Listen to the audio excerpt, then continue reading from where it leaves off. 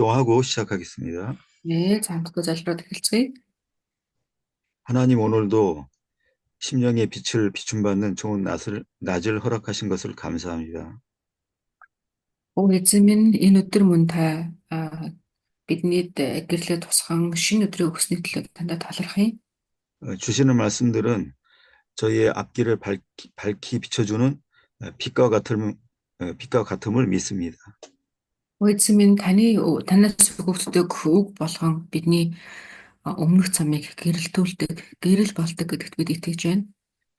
저희가 가야 할 인생의 방향과 해야 할 일들을 자세히 가르쳐 주심을 감사합니다. Эзэн минь та бидний явах замыг удирдах, бидний хийх зүйлийг зааж өгдөг төлөө танд талархал өргөе. 저희가 하고자 하는 일들이 저희 창조주 하나님의 뜻대로 모두 되어지게 하여 주시옵소서. Эзэн минь та бидний хийх гэж байгаа ажил болон үйлс болгон дээр бид таны хүслийн дагуу танаас өгөгдсөн тэр зорилгын дагуу үйлдэхэд тусалж өгөөч. 하나님께서 정해놓으신 인생의 참된 목적으로 저희가 항상 향하게 하여 주시옵소서. Эзэн минь та бидний хүн нэг бүрийг бүтээсэн тэр бүтээлийн зорилгын дагуу бид нэр тийш хүссэн тэмүүлэхэд тусалж өгөөч. 오늘도 하나님의 다스림 받는 자의 복이 어떤 것인지를 정확히 알게 하여 주시옵소서. Энэ өдөр ч мөн таны удирдлагын дор танаар удирдуулан амьдардаг хүний ерөөл ямар байдаг гэдэг та биднэр дахин сануулж өгөөч. 하나님의 통치를 받고 다른 사람을 통치하는 믿음의 선진의 본을 따르게 하여 주시옵소서. Бид ч мөн таны удирдлагыг авдаг харин бусдынхыг авахаас илүүгээр тань руу анхаарлаа хандуулдаг ийм хүмүүс байлгаж өгөөч. 하나님께서 친히 깨닫게 하시고 간직하게 하여 주시옵소서. Эзэн минь та биднэрт илүү дотноор, илүү гүнзгийгээр ойлгон бас хүлээж аваад түүнийг дуулууртаа дагахад та тусалж өгөөсэй. 예수님의 이름으로 기도하옵나이다. Эзэн Есүсийн нэрээр залбирanгуйлаа. 아멘. 지난 시간에 이어서 19장 5절부터 볼 차례입니다. За, өнөөдөр бүгдээрээ Самуэль 19장 5절부터죠. 네. 네, за бүгдээрээ 2-р Самуэль 19-ийн 5-р ишлээс эхлээд үзэж байгаа. 그 제목은 두 번째 작은 제목, 작은 2번 사울이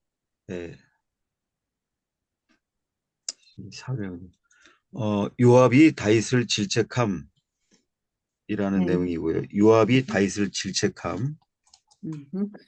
За одоо нэг 2-р дэцэдээр орж байгаа юм тий. 2-р дэцэдээр орлоорэ гарчих нь болохоор Йов Давидыг зэмлсэн гэсэн гарчигтай. 그러니까 책망하고 막 꾸짖는다는 그런 말인데요. 네, 그리고 9절은 5절과 6절이고요. За тэгээд энэ болохоор 5-аас 6 дугаар ишлэл дээр байгаа. 5절과 6절 읽어 주십시오. За би 5-аас 6 дугаар ишлэлийг уншиж өгье. Йоб хааны гэрт очин хаанд та өнөөдөр таны амь болон таны охид хөвгүүдийн амь мөн таны эхнэрүүд болон татвар эмсийн тань амийг аварсан өөрийнхөө бүх зарц нарын нүрийг эвгүүцлэр авчив. Учир нь та өөрийг тань үзэн ядагч хүмүүсийг хайрлаж, харин хайрлагч хүмүүсийг үзэн ядав. Жанжингууд чинь болон зарц нар чинь таны хувьд юу ч биш гэдгийг та өнөөдөр харууллаа. Хэрэв өнөөдөр Абсалом амьд байгаад бид зугтан бүгд өгсөн бол энэ нь таны нүдэнд эв зүйтэй байх байжээ гэж надад ойлгогдож байна. 지금 이 읽은 내용은 슬퍼하는 왕에 대해서 그 항의하는 요압의 그 하는 말들이 행동들이 계속 지금 이어지는 내용입니다. 네. Энэ агуулгуудыг харах юм бол хааны хувьд болохоор ч одоо маш тийм гашуудалтай байгаа шүү дээ, тийм ээ. Гэхдээ тэр гашуудж байгаа одоо тэр хаан дээр очиод Йобын хэлж байгаа агуулга гарч байгаа. 위에 4절은 다윗이 자기의 잘못 때문에 압살롬이 죽은 걸로 생각을 해서 그 그 슬퍼하고 안타까워하는 그런 마음을 표현한 그런 그런 구절이죠. Мгм. Тэгээ 19-ийн 4-р эшлэлийг харах юм бол Давид хаан хүү Абсалом нь өөрөөс нь болоод өөрийнх нь буруугаас болоод одоо ингээд амиа алдлаа гэдэг үднээсээ харуулсаж байгаа ийм агуулга байгаа шүү дээ тийм. 다윗이 마땅히 해야만 하고 할 수 있는 그런 행동입니다.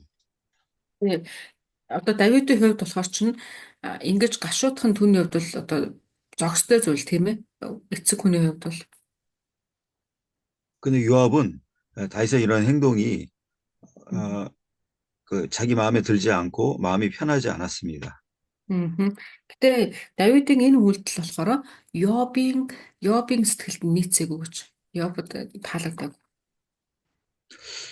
압살롬은 어차피 어떤 방법으로든 죽게 돼 있습니다. Яг Абсалом болохоор чинь яа харахгүй нөх өөхөх ялтай тий. 근데 요압이 자기 때문에 죽은 것이 늘 저기 다윗을 보기에는 좀 부끄럽고 좀 떳떳하지가 못하겠죠. Мгм.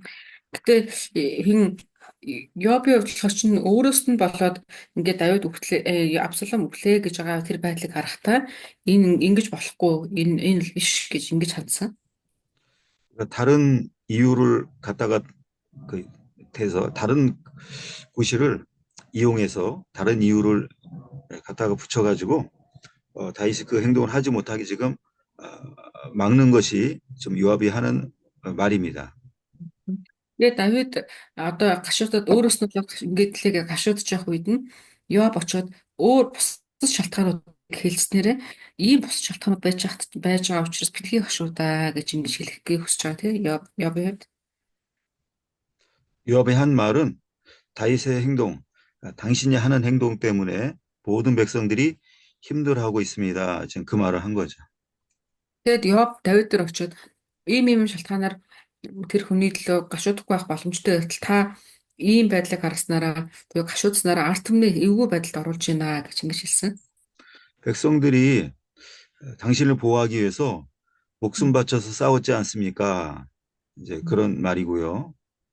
Тэгээ юу гэхээр ард түмэнтэй таныг хамгаалахын төлөө өөрсдийнхөө амийг золин байж ингэ тэмцэлдсэн штэ гэж хэлсэн. 근데 압살롬이 죽었다는 이유로 그렇게 슬퍼하면 전쟁에서 승리한 백성들의 마음이 어떻겠습니까? 지금 그런 말을 하는 거죠. Гэтэ тэд нэр тэмцэлдээд ингээ одоо нэг талаараа дайснаа дараад ирж яхад нь өөдөөс нь одоо Абсаломыг үгсэн гэдээ уйлаад байвал ялаад ирсэн хүмүүсийн хувьд ямар байх вэ гэдээ ингэж хэлсэн.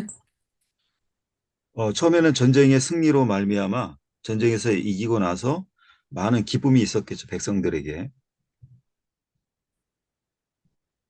Тийм яг хуу ард түмний хувьд бол эхлээд ялчаад одоо нааш алсныхаа дараах ирж байгаа сэтгэл бол баяр хөөртэй тийм байсан байх.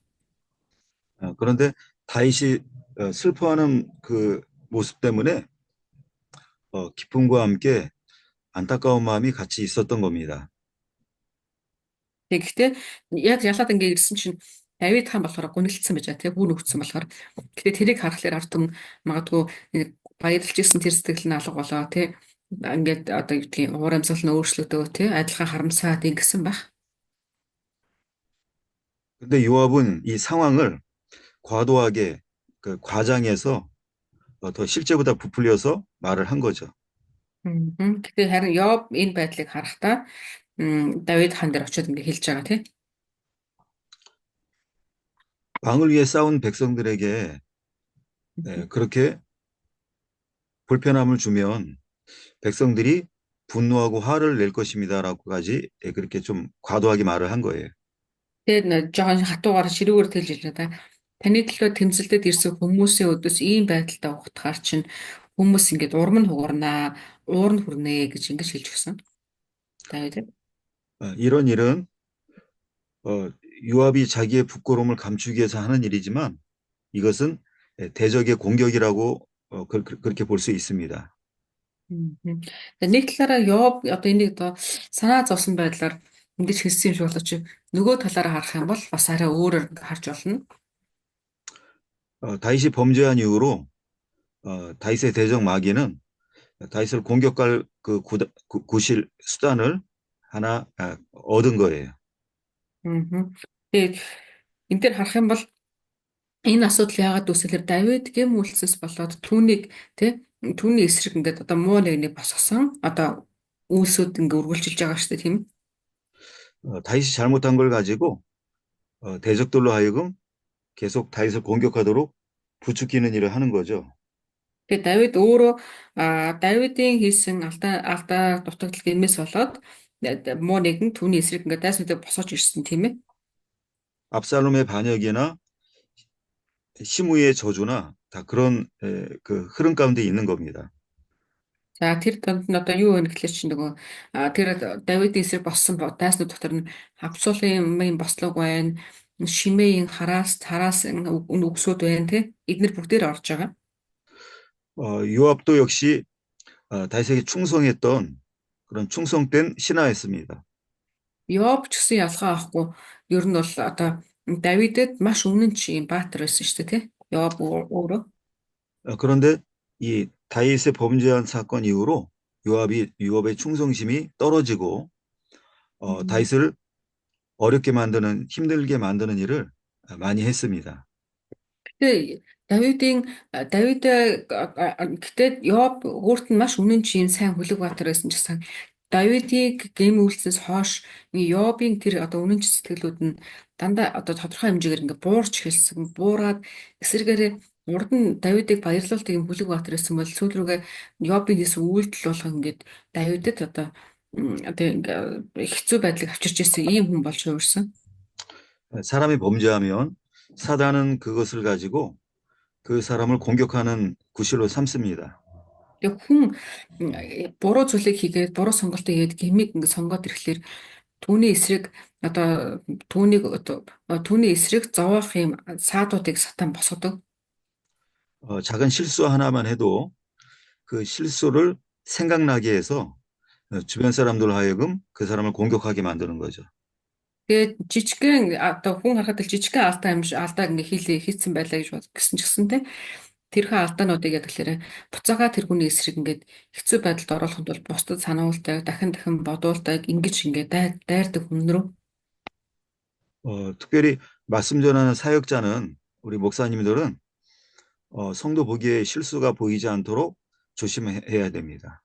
Тэгээ ялангуяа нөгөө нэг хүн болохын тэгдэг. Гэхдээ тэр дундаа эзний ажлыг хийж байгаа удирдагч нар яах вэ гэхээр тийм ямар нэгэн жижигхэн алдаач хамаагүй те гаргаж ялангуяа одоо итгэгч нарын өмнө тийм алдаануудыг гаргахгүй байх дээр маш их анхаарах хэрэгтэй.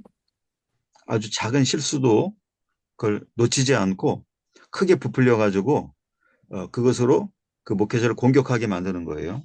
Тэгээ жижигхэн хүн хараад өчүүхэн дэвтийн юм шиг боловч тийм алдаануудыг гаргасан ч гэсэндээ буцаагаад муу нэгэн одоо итгэгч нараар нь дамжуулаад ч юм уу тэрийг нь дахин илүү томруулаад буцаагаад нөгөө их хүнийг өдөртөгч хүн рүү ингээд дайрдаг. 다윗이 비록 그 나라의 왕이었지만 이런 공격을 받을 때는 거기에 대해서 대항하거나 그걸 막아내거나 저항할 수 있는 방법이 없었던 거죠. Тэгээ Давид одоо чинь одоо улсын хаан байгаа шүү дээ. Гэхдээ улсын хаан байсан ч гэсэндээ түүн рүү ирж тэр товтлогоо одоо ингэ зэмлэж байгаа тэр өгнүүдийг хаах боломжгүй байсан. 그래서 슬픔 당한 다윗을 위로해 줄 자가 아무도 위로하는 자가 아무도 없었습니다. Тэгээ яг тэр дунд одоо гашуудж байгаа шүү дээ. Тэгээ гашуудж байгаа Давид дээр очиод түүнийг тайдгаруулах, түүнийг хамгаалах хинч байгаагүй. Тухайн үед. 위로를 안 해주는 것만이 아니고 아픈 데다가 상처를 건드리는 것처럼 더 고통을 더 주려는 그런 시도를 사단이 하는 거죠. Тэгээ ингэслээрээ одоо ингээд гашуудж байгаа Давид дээр очиж яж гэхлээрэ сатан Йобоор дамжуулаад ирсэн очиод дахиад ингээд хуучин бүзүүсүүд нь дахин сануулад дахин одоо зэмлээд илүү ингээд хэцүү байдалд оруулж байгаа гэсэн. 이런 모든 힘든 일들은 다 인간의 범죄의 결과로 오는 일들입니다. Тэгээ энэ мэдчлэн одоо хүний нэг одоо гэмээс үүдсэн одоо гэмээс үүдсэн ийм одоо хүний нэг гэмээс үүдсэн асуудлууд нь араасаа үргэлжлээд ингээд хөврөөд яваад байдаг. 시편 시편 2절, 시편 네. 10장 10장 2절 누가 읽어 주십시오. 시편 10장 2절요? 예, 10장 2절이요. 예. Дуулал 10-2-ыг хэн нэгэн уншиж өгөө. Дуулал 10-2.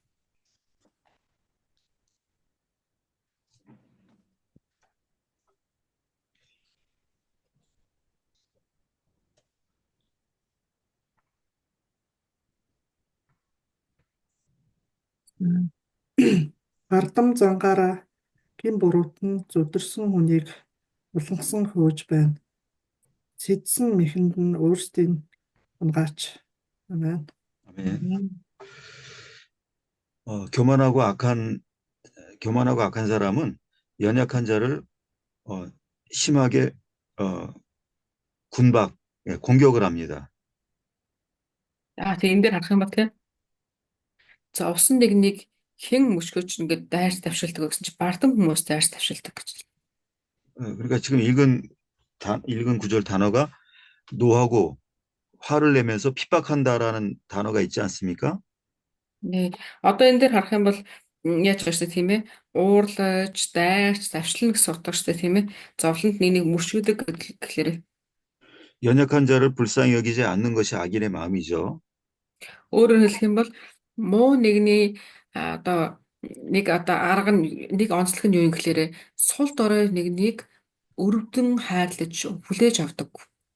Эсрэгээр нь дайрдаг. 그러나 하나님은 우리가 어떤 일로도 고통을 당하거나 슬픔 당하는 걸 원하지 않으셔요. Гэтэ бидний бурхан харин бидний яадаг гэхээр ямар ч зүйл байсан тэр дундаа хүчээ алдаж одоо гундаж ингээд сулдуулахыг хүсдэггүй. 성경 구절을 제가 이건 통역용이 이건 우리 통역하는 분한테 말하는 건데 성경 구절을 제가 그냥 우리 한국 성경 구절로 제가 설명을 하면은 단어가 네. 다 다르기 때문에 설명이 어려우니까 네. 그래서 이제 계속 구절을 읽게 만드는 거거든요. 그래서 네네네. 우리 몽골 단어를 이렇게 읽으시고 나서 설명 들어야 이해가 빠르기 때문에 읽게 하는 거니까 네네. 그렇지 않으면 제가 읽으면서 사면 되는데 네. 그래서 그거 좋은 것 같아요, 목사님. 그러니까 네. 몽골 성경도 같이 읽는 게. 그렇죠. 예, 예. 네. 그래서 다른 구절 한번 보시면 이사야 40장 1절 한번 보시겠습니다. 네, 40장 1절. 자, 이사야 41이 хэн нэг уншиж өгөө. 목사님 그럼 제가 읽을까요? 아니면 다른 사람한테 시킬까요? 학생이 읽으면 좋고요. 학생이 정 안 읽으면은 그때 읽어주세요. 알겠습니다. 안 읽으시면 이사야 예. 4장 1절 말씀이죠? 예, 40장 1절. 예. 40장. 이사야 41ийг уншиж өгөө хэн нэг нь? За арт түмнийг минь Даавар шашин гэж хэлээч. арт түмнийг минь тайвшруул. Бурхан минь айлдаж байна. 아멘. 아멘. 여기 위로하라라는 위로하라는 말씀이 있죠. 네, 목사님. 이것은 энд тайвшруул гэсэн үг гарч ин тийм бод. 이것은 히브리 말로 마음을 바꾼다라는 의미가 있는 겁니다. Энэ еврей үгээр болохоор одоо сэтгэлийг нь өөрчлөх гэсэн утга байдаг гинэ. сэтгэлийг нь өөрчлөх. 하나님 우리의 마음을 바꾸시는 분이신 거예요. Бидний бурхан бол бидний сэтгэлийг өөрчилдөг юм байна. 시편 30편 11절에는 시편 30편 11절에 네. дуулал 30-ийн 11-ийг бас хараа хэдүүлээ. дуулал 30-ийн 11. 나의 슬픔을 변하여 춤이 되게 하신다라는 구절이 있어요. 자, дуулал 30-ийн 11-ийг 이건 그냥 설명할게요. 슬픔을 제가 여기서 그냥 얘기해 줄까요? 예, 슬픔을 기쁨으로 바꾸시는 일을 하신다고 그랬고요. энэ дээр болохоор бидний сэтгэлийг өөрчилдөг бурхны талаар байгаа байхгүй юу? За би уншия. Дуулал 30:11 дээр ингэж байна. Уй гашууг минь та бүжиг болгон эргүүлсэн. Та тааран хувцсыг минь тайлан баяр хөөргийг надад бүслүүлсэн. 아멘. 우리 인간의 마음을 바꾸실 능력이 하나님께만 있다라는 거죠. Бидний бурханд бидний болон хүн төрлөختний ямар хэнийч бай сэтгэл зүрхийг нь өөрчлөх хүч байдаг. 그러면 그런 하나님의 마음을 품고 있는 요압이라면 어떤 말을 했을까요? Хэрвээ Йовд эзэн бурханы ийм сэтгэл байсан бол Йов Давид дээр очиод юу гэж хэлэх байсан бол 고통당하는 다윗의 마음에 위로가 될 만한 그런 말을 했을 겁니다. Давид одоо бол яг зовн тарчилж байгаа ийм үе шүү дээ тий. Тэрэн дээр хэрвээ Йов Бурхны сэтгэлтэй очисон бол түүнийг тайвшруулах байсан. 그런데 그게 아니라 더 고통을 주기 위해서 공격을 하는 말을 요압이 한 것은 하나님의 마음을 갖고 있지 않았다는 증거입니다. Харин Йовийн хувьд болохоор чинь эсрэгээрээ бүр ингээ хэцүү дээр нь бүр очиод давшлаад байгаа тий. Давшилж байгаа энэ байдал бол Бурхны сэтгэл яагаад ч биш. Хүнийг хэцүү байх үед нь илүү давшилж чилжээвэл энэ харин муу нэгнийг хэрэгсэл болоо явж байгаа хүн өөрөө. 그럼 이런 요압의 행동에 대해서 다윗이 서운해하고 아니면 화를 내고 분을 냈습니까? Тэгээ тэгвэл Давид дээр очиод Йов ингээд улам гिचгтээд ингээд ингэх үед нь Давид эсрэгээр нь зөрүүлээд гомдоод ч юм уу ууралсан уу? 전혀 그런 행동하지 않았죠. Огт тэгээгүй тий. 그 이유는 사람에게 위로를 받지 않아도 이미 하나님께 위로를 받았기 때문입니다. Харин Давид яагаад тэгж зөрүүлээд тий ингээд давшлаагүй гэхээр тэрээр хүнээс биш Бурханаас одоо өөрийнхөө уйгшины хариу буюу тайвширлаг авцсан байсан учраас хүн рүү тэгж давшлаагүй гэж. 언제 그런 위로를 받았냐면 자기 잘못을 철저히 하나님 앞에 인정하고 회개할 때 그 위로를 받은 겁니다. Тэгээ Давид хизээ тэгвэл Бурханаас тайвширлаг авсан бэ гэхээр өөрийнхөө буруу бүрэн хүлээн зөвшөөрөөд эзэн Бурханы өмнө очиод гэмших үедээ тайвширлаг авсан. 마음의 고통은 각자 자기의 죄 때문에 오는 것이 마음의 고통입니다. Хүний сэтгэл зүрхэн дотор байдаг тэр сэтгэлийн зовлон 50 бас байдал нь өөрийнх нь гэмт үйлдэлээс үүдэлтэй байдаг. 하나님 앞에 그 죄를 철저히 회개하면 하나님이 그 마음을 바꾸시고 평안함으로 바꿔주시는 거죠. Гэхдээ хүн буцаагаад өөрийнхөө буруу хүлээн зөвшөөрөөд эзэн Бурханыхаа өмнө очиод гэмших үед эзэн хүний тэр сэтгэлийг өөрчилж өгдөг. 보통 사람 같으면 요압의 행동에 대해서 화를 냈을 겁니다. Яг жирийн хүмүүс хэрэг магадгүй жирийн хүмүүс дээр Йов шиг хүн ирээд ингээд хэцүү байхад нь улам давхсаа тавил хүмүүс уурлах байх. 그런데 다윗은 이미 하나님 주신 마음으로 평안함으로 바뀌어 있었던 거죠. Харин Давидын хувьд болохоор хизээний өөрийгөө гэмшээд эзнээс тайвширлыг аваад сэтгэл нь ингээ өөрчлөгдсөн байсан учраас тийм үйл гаргаагүй гэж. 그다음에 그다음 절 볼 건데요. 그다음 절 볼 건데 3번입니다. 작은 3번. За одоо хэдүүлээ жижиг дэд сэдв 3 дахь сэдвээр орох гэж байна. 백성을 위로할 것을 요구함. За 3 дахь сэдвийн нэр нь болохоор арт түмнийг тайвшруулахыг хүснэ гэсэн сэдв байна. 7절입니다. За 7 дугаар ишлэл. 7절 한번 읽어주십시오. Nee, за би 7 дугаар ишлэгийг уншлаа. Тиймээс одоо босож гадагш гарan зарц нартайгаа илгэсгээр яриач би эзнэр тангаруулъя. Та гадагш гарахгүй бол энэ шүн нэг ч хүн тантай хамт үлдэхгүй. Тэгээд энэ нь таныг залуу байхаас эдүгэ хүртэл танд учирсан ямар ч гай зовлонгоос доор юм болоо гэв. Байна. 아멘. 위에 우리가 위에 먼저 본 구절은 책망하는 꾸짖는 그런 말의 그 내용이 5절, 6절 두 절은 책망하는 꾸짖는 그런 내용이죠. За энэ 7 дугаар ишлэлийн өмнөх 5 болон 6 дугаар ишлэл нь болохоор чинь бүр ингээ одоо зэмлсэн, илүү дэвшилсэн ийм ишлэлсэн тий. 지금 읽은 7절은 명령하는 왕에게 명령을 하는 그런 말의 그 내용입니다. харин энэ 7 дугаар ишлэгийг харах юм бол хаан хүнд ингээ тушааж байгаа ийм агуулга гарч. 이건 신하로서 왕에게 하는 행동이 아닌 거죠. Яг үүндээ бол хаан хүндэл тушаахгүй шүү дээ тий. Албат хүн бол ингэх ирэхгүй. 신하가 왕에게 명령하는 것은 절대 있을 수 없는 일입니다. Албат хүн хизээч хаан хүн л буцаагаад тушаана гэж албат хүн хаандаа тушаана гэж юу байх ёсгүй шүү дээ тий. 근데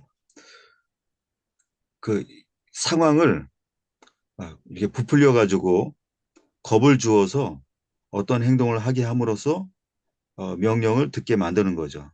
Гэхдээ Йоб яс гэхээр нөхцөл байдлаар харж агаад ийм байдалд одоо болцсон одоо бас аль хурдан гэж байгаа юм шиг ийм те өөрийнхөө сонсгойцоор ингээд өөрчилж байгаа нөхцөл байдлыг. 사단은 우리에게 인간에게 일어나지 않을 일을 일어날 것처럼 말해서 겁을 주어서 자기 말 듣게 만드는 것이 사단이 하는 일입니다. Тэгээ сатан бас яг энэ шиг тэгдэг. Одоо чи ингэхгүй бол ингэн гэд болоогүй зүйлсийг урьдчилаад болох юм шиг сануулад тэрнээс нь үүдэж хүмүүст айдас өгөө тэгээд ингээ өдөртөх гэдэг. 그 위에 5절, 6절도 실제 있지 않은 일을 지금 요압이 있는 것처럼 말한 겁니다. За 5 болон 6 дахь ишлэлийг ч гэсэн харах юм бол яг боддоор байхгүй зүйлийг яг байгаа юм шиг ярьсан агуулгууд гарч байгаа. 7절도 역시 있지 않은 일을 말한 거죠. 생기지 않을 일을 말한 거죠.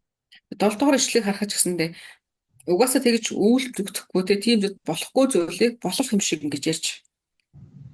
슬픔 당한 다윗을 놔두고 모든 백성들이 다윗을 과연 떠날까요? Тэгээ одоо яг нөхцөл байдлыг харах юм бол Давид ингээд маш гонигтай ийм байгаа тийм. Гэтэл ийм гонигтай хааныг бүх ард түмэн орхиод явна гэж бодож байна танд. 백성들이 화가 난 것이 아니고 단지 안타까워만 하고 있었던 겁니다. Ард түмнүүд гэсэндээ одоо Давидыг уйллаа гэж ууралсан юм биш. Харин тэрийг зөв харамсчихсан адилхан тийм. Харамсаж байгаа ийм нөхцөл байдал байсан. 그러니까 떠나지 않을 뿐만 아니라 왕의 그 자리를 더 굳게 왕을 보호하는 그 자리에 더 굳게 그 자리를 지키겠죠. Тэгээ тийм нөхцөл байдалд байгаа юм чинь харамсаж байгаа хүмүүс шууд ингээл бойл гээл хаяа явахгүй тодорхой тийм. Харин эсрэгээрээ хааныг хажуугаас илүү ингээ холдохгүй одоо яах вэ гэдэг ингээ илүү байх. 사단은 우리로 하여금 사람 같은 우리로 하여금 다른 사람을 두려워하게 만듭니다. Тэгээ сатан яадаг гэхээр яг ингэдэг биднээс одоо юу гэдэг биднэр зөв зүгээр байж ачсан бид нэрийг ингээд нэг хүний өмнө амар болгож харуулдаг ч юм уу тий альва хүмүүсийн өмнө ингээд нэг тийм хийгэр ингээд айхтар болгож харуулдаг. 그런데 하나님은 우리가 어떤 사람도 사람 때문에 두려워하지 아니하고 오직 하나님만 두려워하기를 하나님 원하셔요. Тэгээ бидний бурхны хүсэл нь юу гэхээр альва хинч бай хүнээс эмээх хүнээс айх биш харин хүн эзэн бурхнаас л эмээх гэсэн хүсдэг. 이사야 51장 12절 읽어주십시오. 51장 12절이요 목사님? 예. 자, 이사야 51гийн 12-ыг хэнийг уншчих уу? 이사야 51-гийн 12.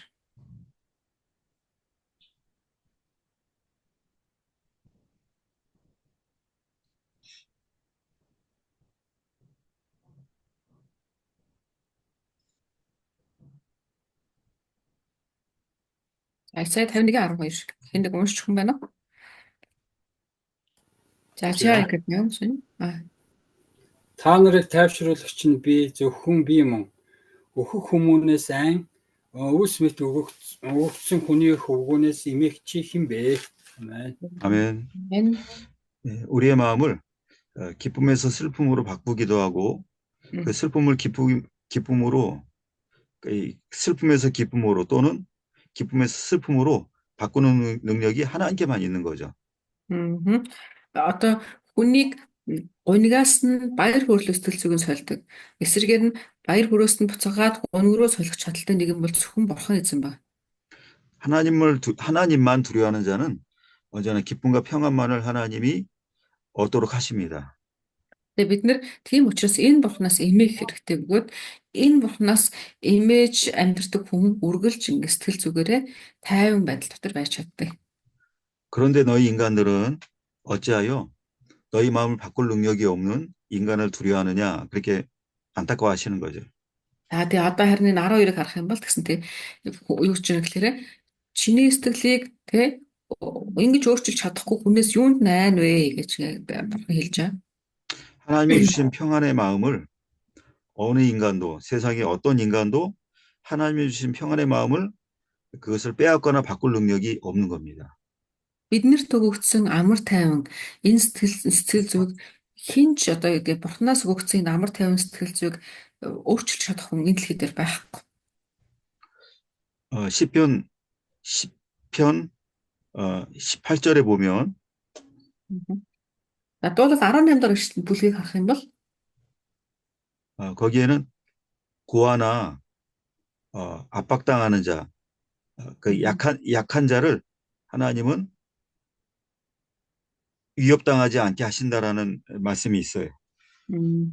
За дуулал 18 дахь бүлэг дээр харах юм бол тэрэн дээр бас байж байгаа. Бурхан өмчийн хүүхдч бай, тэ одоо сул дорой зүтрэгсэдч бай. Хэнийг ч бурхан одоо хүмүүсээр дарлал зөвшөөрөхгүй гэсэн юм агуулга байгаа.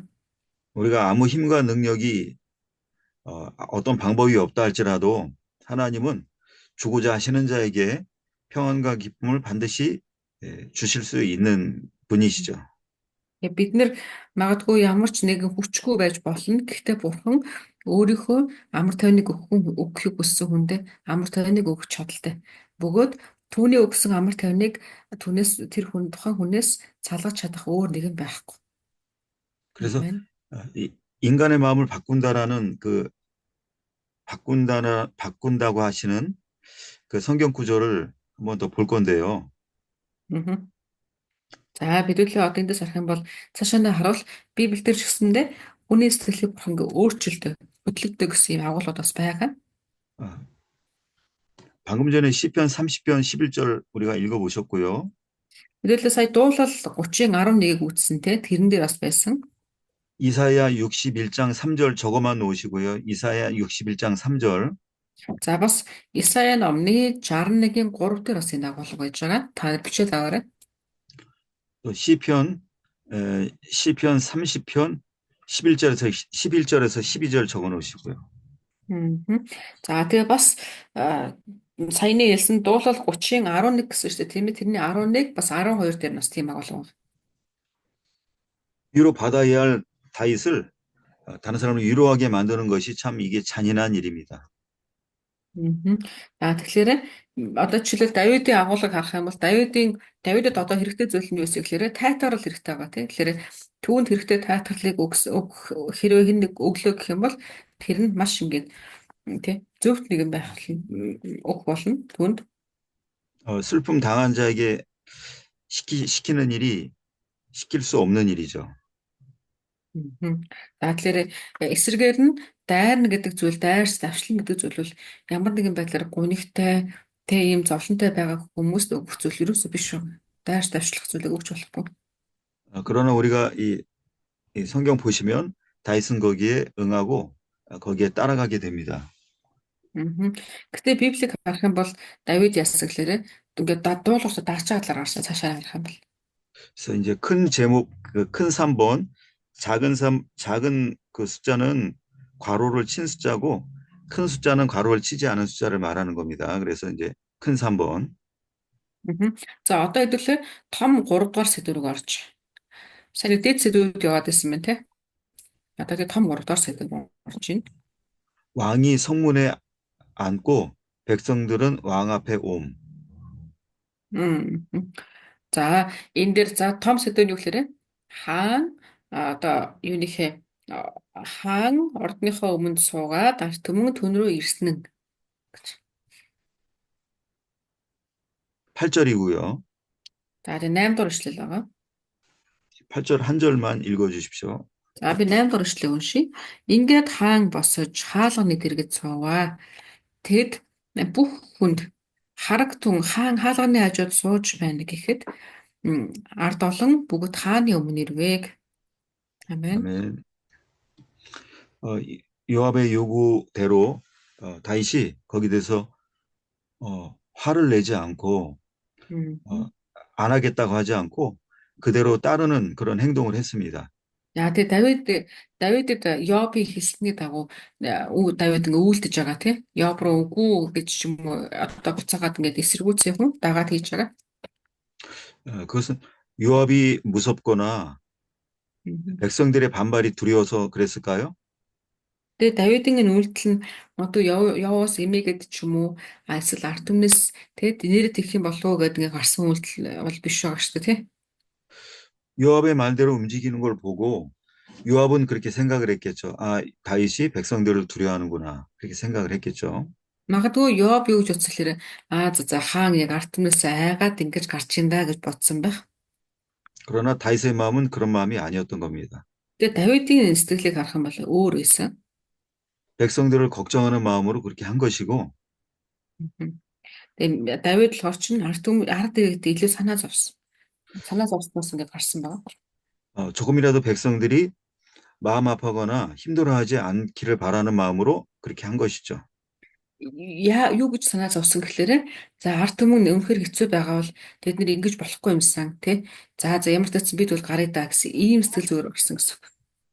자기가 위로받아야 할 입장에 있지만 그저 위로해 줄 마음만 있었던 겁니다. Өөрөөр хэлэх юм бол одоо яг Давидын хувьд бол бусдыг тайлбарлах гэхээс өөр өөрөө тайвшрал авах хэмжээний ийм нөхцөл байдалтай байгаа.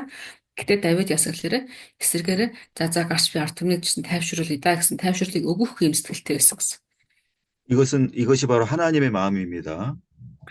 Энэ бол одоо эзний хүний сэтгэл гэж ойлгож байна. Тэ? 하나님 우리 모든 인간들을 환난 가운데 위로하기를 원하십니다. Тэгээ бидний эзэн бас ийм сэтгэл зүгээрээ бид нэрийг гэсэндээ ямар нэгэн хэцүү байдал дотор үргэлж орсон байлаа ч гэсэндээ тайвширлыг үргэлж аваасаа гэж хүсдэг. 자기는 고통받으면서도 인간을 그래도 위로하기를 원하시는 것이 하나님의 마음이에요. Эзэн бурхан өөрөө одоо сэтгэл нь өвдсөн ч гэсэндээ тэглэн ч гэсэн хүнийг тайвшруулах хүсдэг. 예수님이 십자가 지시고 골고다 언덕을 올라가실 때 넘어지고 채찍 맞고 고통당하지 않았습니까? Бидний эзэн Есүс бас загалмайгаа үрээд тэр Голгота руу өсгөхдөө ч гэсэн маш хэцүү байсан тий. Унж басан ингээ хэцүү байсан. 그걸 본 많은 예루살렘의 여인들이 막 크게 울었어요. Ялангуяа түүнийг ингээ тий энэ золгон идэлж яхад Есүсийг харж исэн эмэгтэйчүүд ингээ маш ингээ уйлж исэн. 그때 예수님은 나를 위해 울지 말고 너와 너희 자녀를 위해서 울라라고 말씀하셨어요. Эзэн Есүс тэр үед юу гэж эмэгтэйчүүд рүү хараад миний төлөө уйлаад яах вэ? Битгий уйл харин өөрсдийнхөө болон үр хүүхдүүдийнхээ төлөө уйлаа гэж ингэж хэлсэн. 나를 걱정하지 말고 너와 너희 자녀를 위해서 걱정하라 그렇게 말씀하시는 거죠. Энэ уйл гэдэг нь болохоор чинь битгий санаа зов гэсэн үг шүү дээ. Миний төлөө битгий санаа зовоо. Харин чи бол өөрийнхөө болон үр хүүхдүүдийнхээ төлөө санаа тавиарэ гэсэн үг. 자기 고통받는 건 개의치 않고 예루살렘 백성들이 고통받지 않을 방법을 말씀하신 겁니다. Тэгээ өөрөө одоо хэцүү байгаа байдал дээр анхаарах биш харин Иерусалимийн ард түмнүүд тэ эднэр хэрхэн одоо зовхгүй байх боломжтой вэ? Яавал дэрвэ гэдэг дээр анхаарч ирсэн гэсэн үг. 나를 위해서 울 마음이 있다면 그 마음을 가지고 너희 죄를 위해서 애통하고 울어라 그렇게 말씀하신 거죠.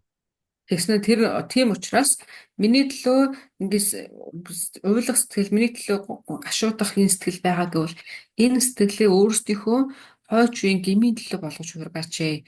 Буюу өөрсдийнхөө болон үр хүүхдүүдийнхээ гмээс болж гашуудан уйлаач ээ гэсэн утгатай байсан.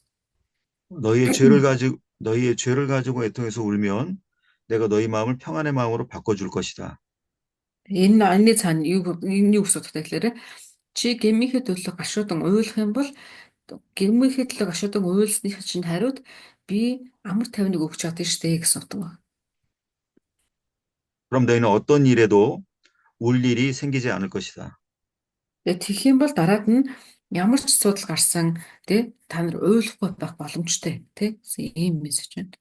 그러니까 예수님은 자기가 어떤 일을 당하든 간에 사람들이 평안하기만을 바라셨던 거죠. Тэгээ бидний эзэн харах юм бол өөрөө ямар ч зүйл тулгарч ирсэн, юу ч үрж ирсэн гэсэн гол нь хүн төрлөختний битгий зовоосай, хүн төрлөختний амар тайван байгаасай гэдгийг хүсэж ирсэн гэсэн үг. 십자가 위에서 고통당하고 죽으시면서도 그 밑에 있는 인간들을 걱정하셨습니다.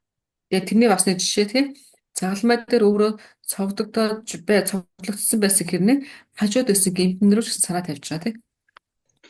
십자가에서 하신 첫 번째 말씀이 그 자기를 십자가에 못 박은 사람들을 용서해 주시기를 기도하는 그 말씀을 하신 거죠. Тэгээ эзэн загалмай дээр цовдлогдчиход хамгийн түрүүнд хэлсэн үг нь юу байсан гэхээр өөрийг нь хадсан тэр хүмүүсийг уучлаач гэсэн залбирал гэсэн. 하나님은 우리 인간 때문에 마음의 아픔과 마음의 근심을 겪으시지만 여전히 우리 사람을 위한 일을 하십니다.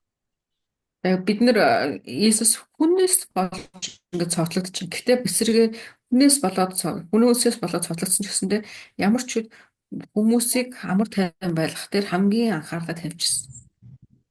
그러니까 자기 고통과 관계없이 사람들의 평화만을 얻기를 원하는 마음이 바로 여기 다윗을 통해 보여진 이 마음이 바로 하나님의 마음인 거죠. Тэр Давидын нөхцөл байдал ч гэсэн яг энэ шиг те өөрөө хэцүү байдал дотор байсан ч гэсэндээ өөрийгөө соёлуугаар ард түмнийг тайтгаруулахаар гарч байгаа энэ үйлдэл нь гэсэндээ одоо яг энэ Бурхны сэтгэл гэж сэтгэлдээ ижлэх юм байна. 이것을 보면 하나님께서 이미 다윗의 마음을 평안의 마음으로 바꿔 놓으셨다라는 것을 우리가 알 수 있는 겁니다. Эндээс бид нар юг харах вэ гэхээр эзэн бурхан Давидын сэтгэл зүг аль хэдийн амар тайвнаар те өөрийгөө өрөөлөгөөш бус руу хандсан энэ сэтгэлээр дүүргэсэн байгааг харж байна. 병자가 병자를 돌볼 수 없고 건강한 자가 병자를 돌볼 수 있는 거 아닙니까? Бид нар одоо харах юм бол эрүүл хүн л өвчтөн хүнийг асардаг. Тэрнээс ч өвчтөн хүнийг асарна гэж байхгүй шүү дээ. 위로를 얻은 자, 평안을 얻은 자만이 마음 아픔 당하는 자를 도울 수 있는 거예요. Яг энэтэй адилханаар сэтгэлдээрээ одоо тайтгарлыг авсан амар тайвныг авсан хүн л яадаг гэхээр бусдыг тайтгаруул бусдад амар тайвныг ингээ хуваалцах чаддаг. 우리가 위로를 얻고 평화만 누리는 방법은 자기 죄를 붙들고 애통하는 그 방법만이 우리에게 평안을 우리가 얻을 수 있는 겁니다.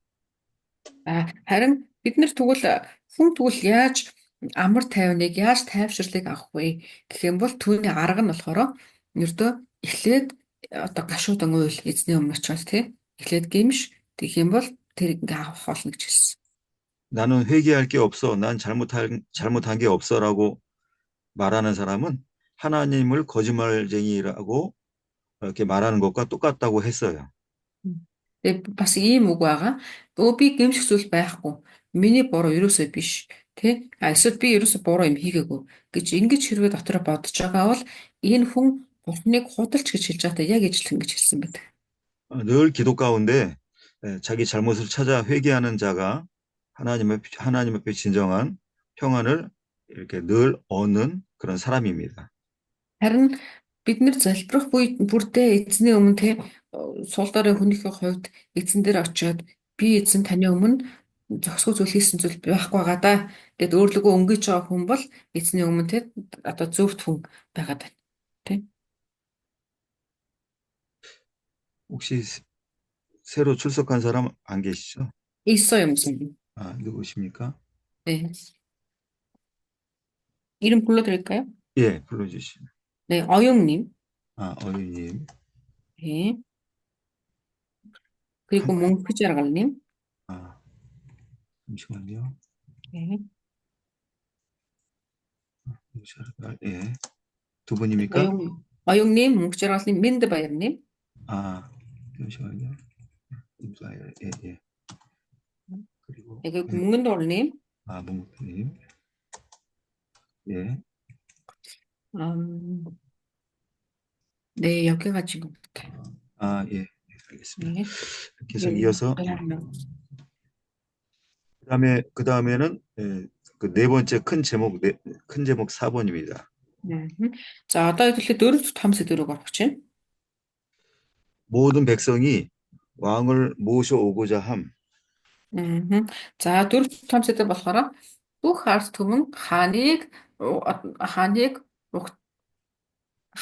хүлээн авах гэсэн нь гэсэн. 9절과 10절, 9절부터 10절이고요. Мгм. За 9 болон 10 дугаар эшлэл байгаа. 둘 다 읽을까요? 예, 9절. 9절과 10절 읽어주십시오. За 9-р эшлэл болон 10-р эшлэлийг уншиж чинь. Израилийн бүх овгуудад хүмүүс маргалдан хаан л бидний дайны гараас филистичүүдийн гараас аварч гаргасан. Харин одоо Абсаломоос болж хаан минь газар нутгаасаа зогтов. Бидний тусалж өргөмжилсэн Абсалом тулалтаанд өргөдөв. Гэтэл одоо та нар яагаад хааныг буцаан авчрах талаар эс дурдна вэ гэцгээж байна. 네. 이 구절은 백성들의 마음이 이제 다윗에게로 이렇게 돌이켜졌다라는 것을 의미하는 겁니다. За энэ агуулгуудыг харах юм бол ялангуяа 9 дээр арт түмний сэтгэл те буцаад эзэн хаан руу эргэсэн гэдгийг харж болно. 모든 이스라엘 사람들이 다윗보다는 압살롬을 선택했지 않습니까? Ер нь бол бүх ихэнх Израильчууд Давидаас илүү Абсаломыг их сонгосон те. 근데 압살롬이 죽임을 당하니까 그가 얼마나 하나님 앞에 잘못된 사람이라는 것을 이제 하나님께서 다 드러내신 거죠.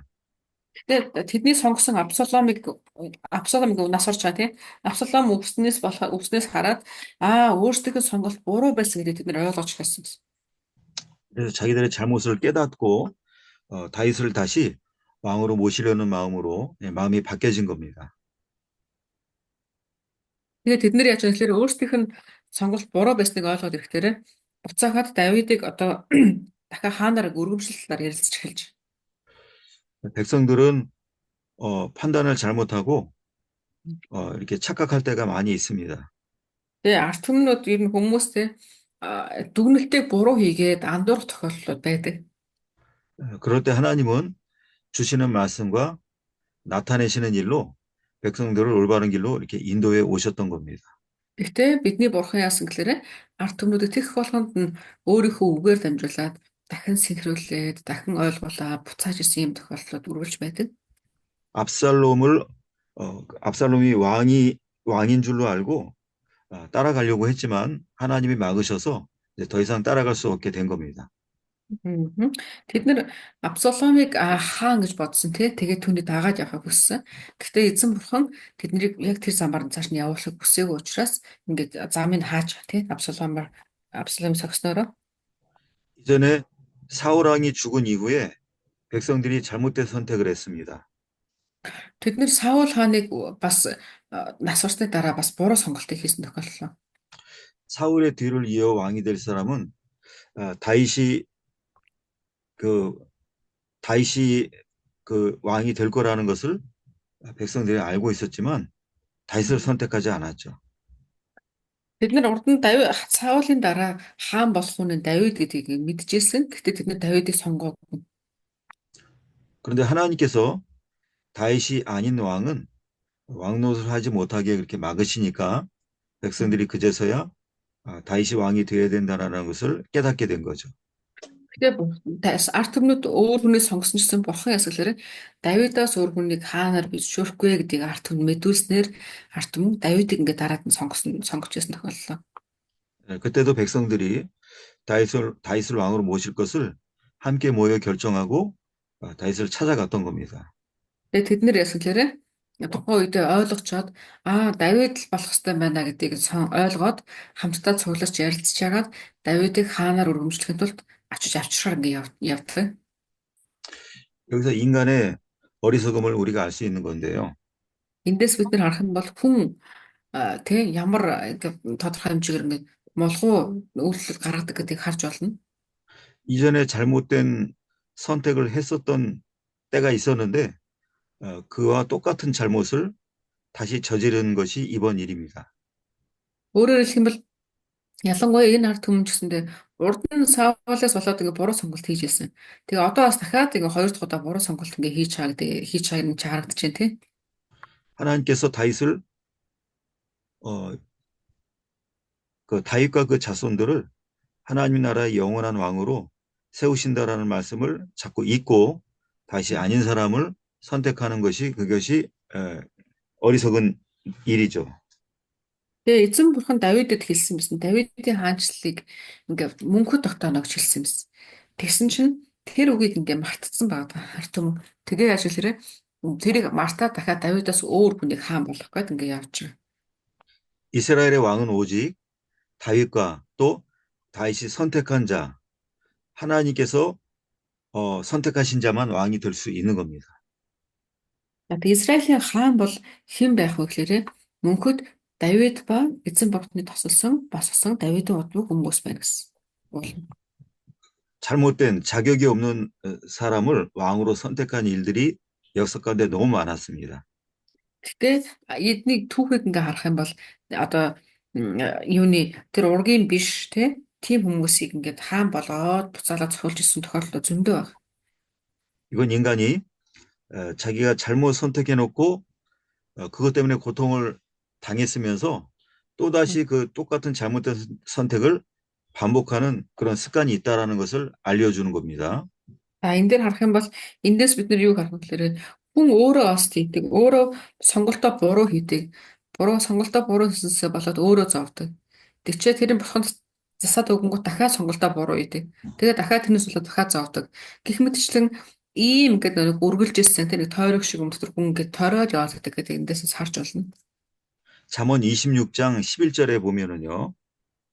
Сургаалт төгс номны 26-гийн 11-ийг харах юм бол 개가 토한 것을 도로 먹는 것 같이 미련한 자는 그 미련한 것을 거듭 행한다고 그렇게 기록되어 있어요. За энэ дээр харах юм бол ингэж нохой бөөлчсөө идэх мунхаг хүн мунхаглалаа давтах. 그러니까 자기의 이전에 잘못된 옛 습관을 끊어버리려는 노력을 우리 모든 인간이 해야 합니다. Хүн тэг хинч бай өмнө нь давтаал дахиад ингээл унаал давтаал унаад байгаа энэ өөрийнхөө тэр муу зуршлуудыг таслахын төлөө хичээх хэрэгтэй. 잘못된 습관을 고치기 위해서 주시는 말씀을 굳게 붙잡을 때 그 습관이 끊어지는 겁니다. Энэ буруу зуршлуудыг муу өөрт нь дандаа хор учруулдаг тэр зуршлуудыг таслах тал дээр үг өгөгдлөө гэхэд тэрнээс зураад хичээх үе тэр аянда тасрагддаг болно. 그러나 그 말씀 붙잡지 못하고 자꾸 잊어버리면 자기의 옛 습관이 자꾸 나와서 잘못을 반복하게 이렇게 만드는 거죠. Тэгээ харин эсрэгээр нь үг өгөгдсөн чиглэлд өгөгдөөд үг өгөгдсөн байдал түүнээс зуурж авахгүйгээр орхиод одоо тэгээ болцсон юм шиг бодох үед буцаагаад эргээд нөгөөт нь өөрөнд дахиад бариад авдаг.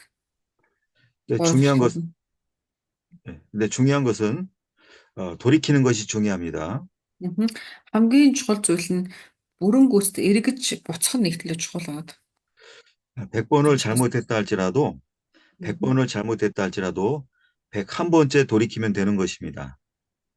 Тэгээ яг 100 удаа ч юм уу 100 удаа давтаж болно. Гэхдээ 101 дээр нь буцаж эргэх хэрэгтэй. 그리고 그 다음에 그때라도 좀 많이 늦었지만 그때라도 잘못이 다시 반복되지 않도록 끊어버리려는 노력을 하는 것이 중요한 거예요.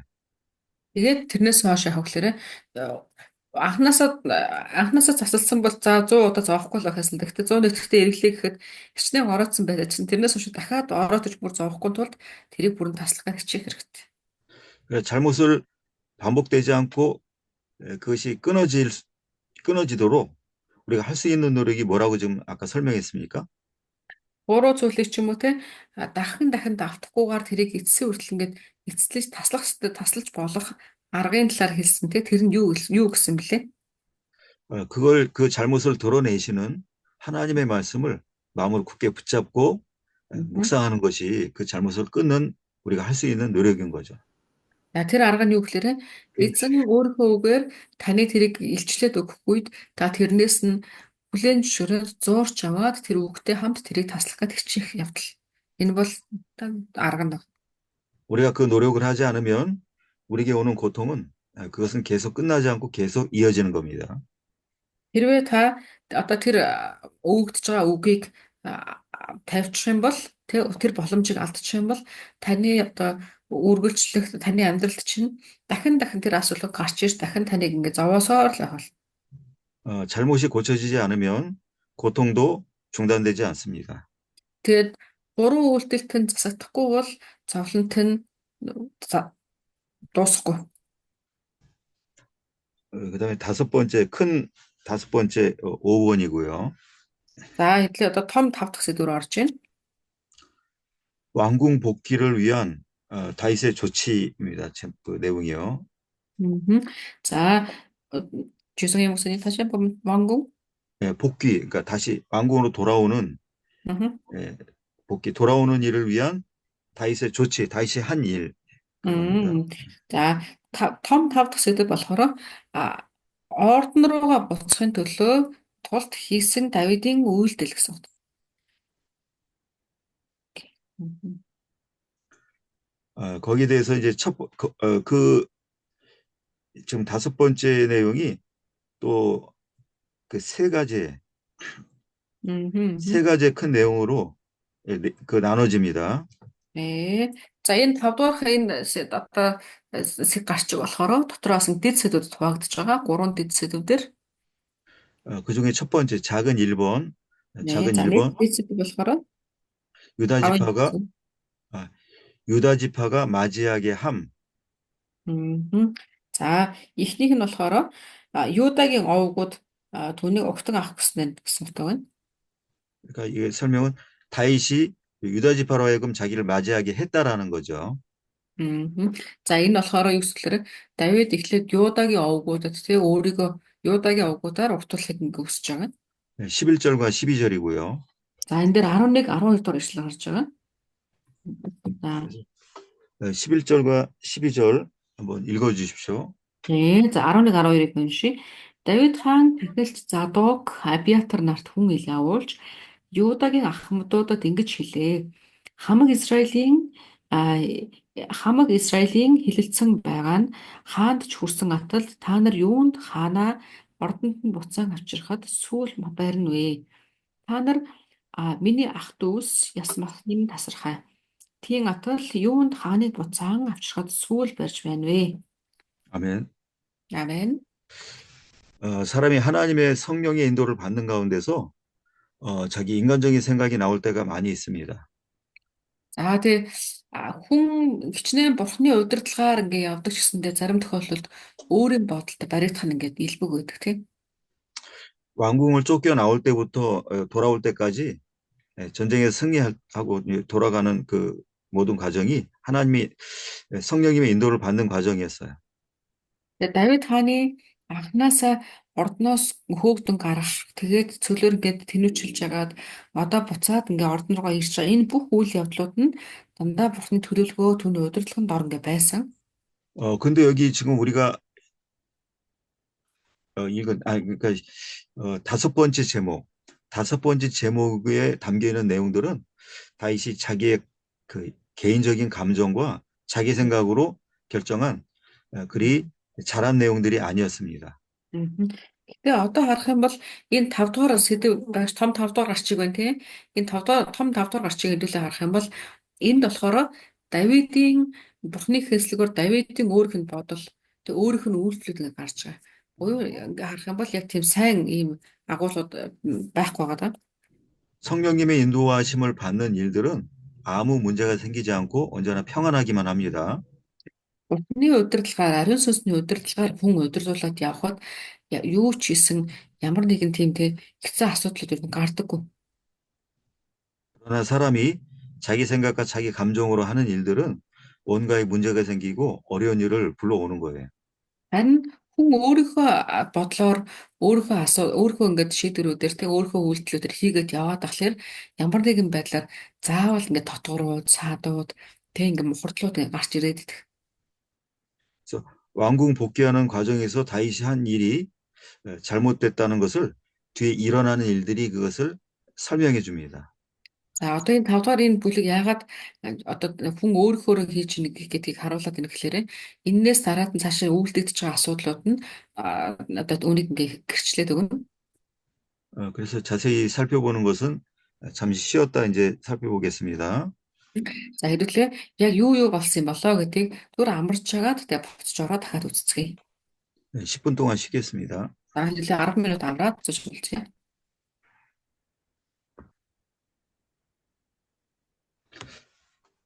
그럼 이제 다섯 번째 가운데 첫 번째 제목 11절과 12절인데요. Яг тэгэхээр 5 дугаар сэдв рүү орсон тий. Тэрний доторх дэд сэдв 1-р дэд сэдв болохоор 11 12 дахь ишлэл дээр байж байгаа. 11절 12절 읽어주시기 바랍니다. За би 11 12-ыг уншиж өгье. Давид хаан Давид хаан тахилч Задок Абиатар нарт хүн ил явуулж Юудагийн ахмадуудад ингэж хэл. Хамаг Израилийн хилэлцэн байгаа нь хаанд ч хүрсэн атал та нар юунд хаана ордонд нь буцаан авчрахад сүүл барина вэ? Та нар миний ах дүүс яс махны минь тасархай. Тийм атал юунд хааныг буцаан авчрахад сүүл барьж байна вэ? 아멘. 다윗이 소식 전달하는 두 제사장에게 소식을 전해서 유다 지파 장로들에게 자기 말을 전하라고 그렇게 부탁을 했죠. За тэгээд Давид хаан өөрөд нь нөгөө мэдээ өргөжөөс 2 тахилчаар дамжуулаад Юудагийн ахлагч нарт хэдэл хөргүүллээ гэсэн тий. 자기가 왕궁으로 돌아가는 그 길에 자기를 맞이하는 그 일을 유다 지파 사람들이 먼저 와서 해 주기를 바란다는 그런 마음을 전달해 달라고 한 거죠. Тэгээд Давид болохоор чинь өөрийн одоо хааны ордон руу аваачих энэ үйл явцад Юудагийн хан хамгийн одоо ихний байр суурин дээр ихний тэргүй игнэнд байж өгөөцөө гэдэг хүсэж байгаа илэрхийлэлийг чинь хэлүүлсэн. 그럼 그런 부탁을 하는 이유가 무엇일까요? Тэгвэл Давид хаан яагаад ийм зүйлийг ингээ хүсэлт явуулсан болоо? Ийм хүсэлтийг 유다 지파는 자기와 가까운 자기 지파이고 자기 친척들이기 때문에 그렇게 해야 된다고 생각을 했던 거죠. Тэгээд Давид хааны хувьд болохоор чинь Юуда бол өөрийнх нь одоо хамаатнууд тийм мах цусны тасархай учраас ингэх ёстой гэж Давид өөрөө бол бодсон юм шиг байна. 그러나 이것이 옳은 생각은 아닙니다. Гэтэ Давидын хувьд харах юм бол ингэж бодсон ч гэсэн яг зөв бодлол биш байсан. 신앙은 혈연 관계, 그 친척 관계 그런 거에 의해서 좌우되지 않습니다. Тэгээд итгэл гэдэг зүйл болохоор яг одоо бидний мах цусны холбоогоор дамждаг зүйл биш шүү. 교회 안에 말씀을 전하는 목사님의 가족과 친척들도 있고 그런 가족이 아닌 사람들도 있죠. Бидний чуулганд ч гэсэн те бидний чуулганд ч гэсэн хамрагдж байгаа хүмүүсийг харах юм бол ах дүүс байдаг, ах дүүс биш хүмүүс ч бас байдаг. 가족들은 친척들은 협력하는 데 있어서는 앞장서서 협력을 잘해줍니다. Бидний мах цусны тасархай болсон хамаатнууд гэдэг хүмүүс болохоор чинь альва нэг зүйлийг хийхэд хамтрах дээр нэг болж өгдөг хүмүүс байж байгаа. 그러나 말씀을 깨닫고 믿음이 자라나는 데 있어서는 무조건 목사님의 친척이라고 그것이 앞서나는 그런 보장은 반드시 그렇게 되지 않을 수 있는 겁니다. Гэхдээ харин эсрэгээрээ эзний үгэн дээр холбогдоод эзний үгийг ойлгох үгэн дотор өсөх, сүнсээр өсөх гэдэг зүйлсүүд нь болохоор чинь заавал хамаатан байх хэрэгтэй. Тэ одоо жишээлбэл үг дамжуулж байгаа хүний хамаатан, пастрын хамаатан байх хэрэгтэй гэсэн юм бол байдаггүй. 예수께서 이 땅에서 복음을 전하실 때 그 가까운 동네 사람들이 오히려 믿지 않았어요. Эзэн Есүс энэ дэлхийд ирээд сайн мэдээ тараах үед хамгийн ойрын хүмүүс нь эсрэгээр итгээгүү тий хамгийн ойрынх нь одоо тосгоных нь итгээгүү. 예수님의 육신의 동생들도 나중에는 믿었지만 처음에는 예수님을 믿지 않고 귀신 들렸다고 오해했어요. Тэгээ түүний бүр тэр бүхэл эцэг Есүсийн ах дүүс нь хүртэл гэсэн тий. Эхэндээ тэд нэр яг дараа нь итгэж болцоосон ч гэсэндээ эхэндээ тэд Есүсийг одоо чөтгөрт ингээд зэмлэлсэн юм шүү. Ингэж үлээж авчихсан. 그러니까 육신적인 그 혈연 관계, 육신적인 인척 관계가 그것이 신앙을 결정하는 건 아닙니다. За тэгэхээр эндээс юу хэлэх гээд нэлээрээ махбодын одоо цус мах цусны холбоотой хүмүүс гэдэг холбоо бол энэ холбоо бол итгэлийн холбооготой заавал адилхан байх ёстой гэсэн үг. Юусоо биш.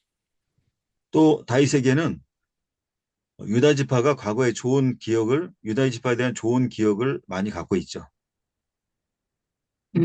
За бас Давид хаан болохоор Юудагийн талаар бодол нь түүний үед ингээд сайн бодлоод илүү түлхүү байсан. 어느 지파도 자기를 왕으로 추대하지 않을 때, 왕으로 자기를 부르지 않을 때 유다 지파만은 자기를 신뢰하고 왕으로 세운 거죠.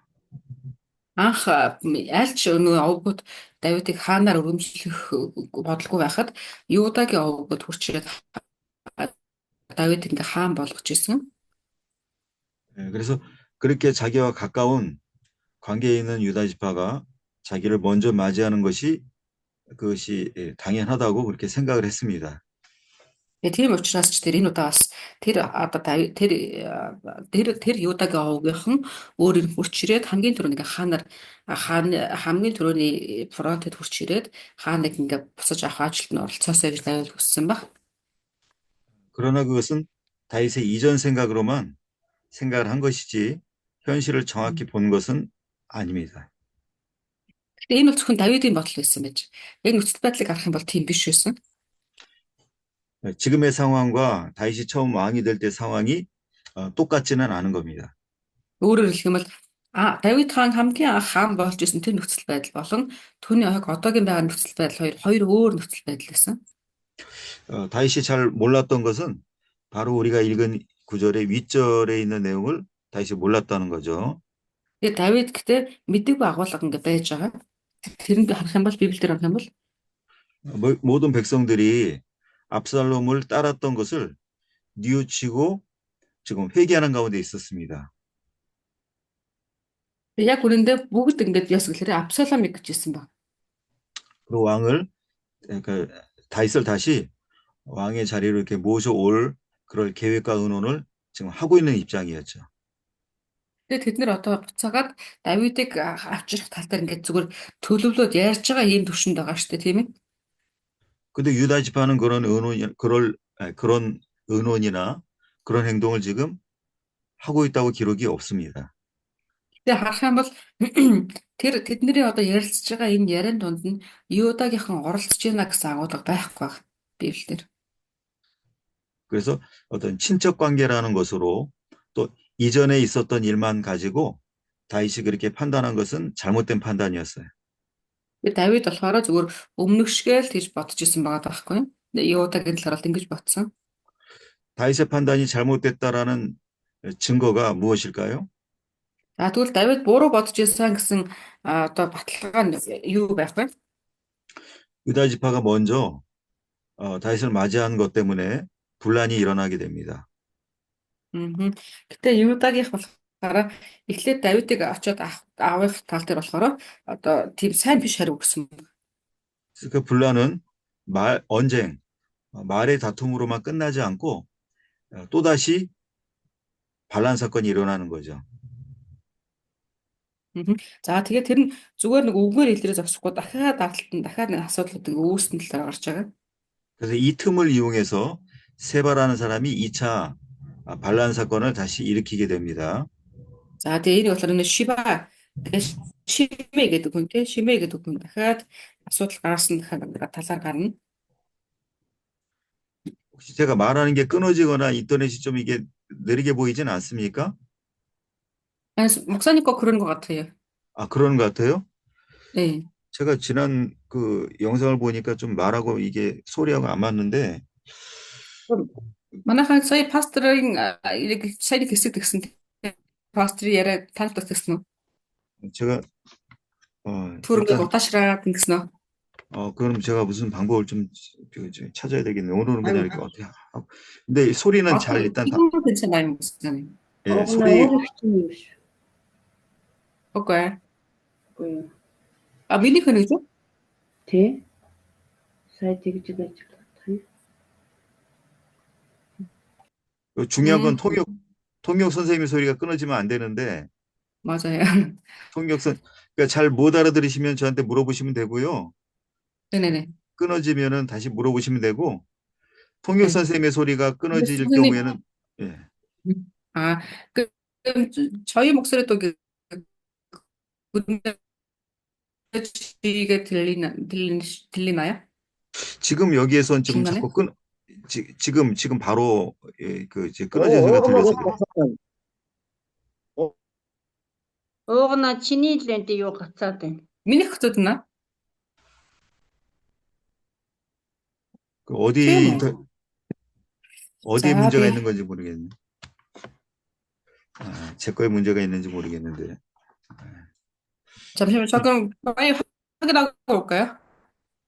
예, 지금 잘 되다가 지금 자꾸 음. 끊어져서 소리가 안 들리면서 이거 뭐 어떻게 해야 될지 모르겠네요. 인터넷 상태는 어허. 좋습니까, 지금?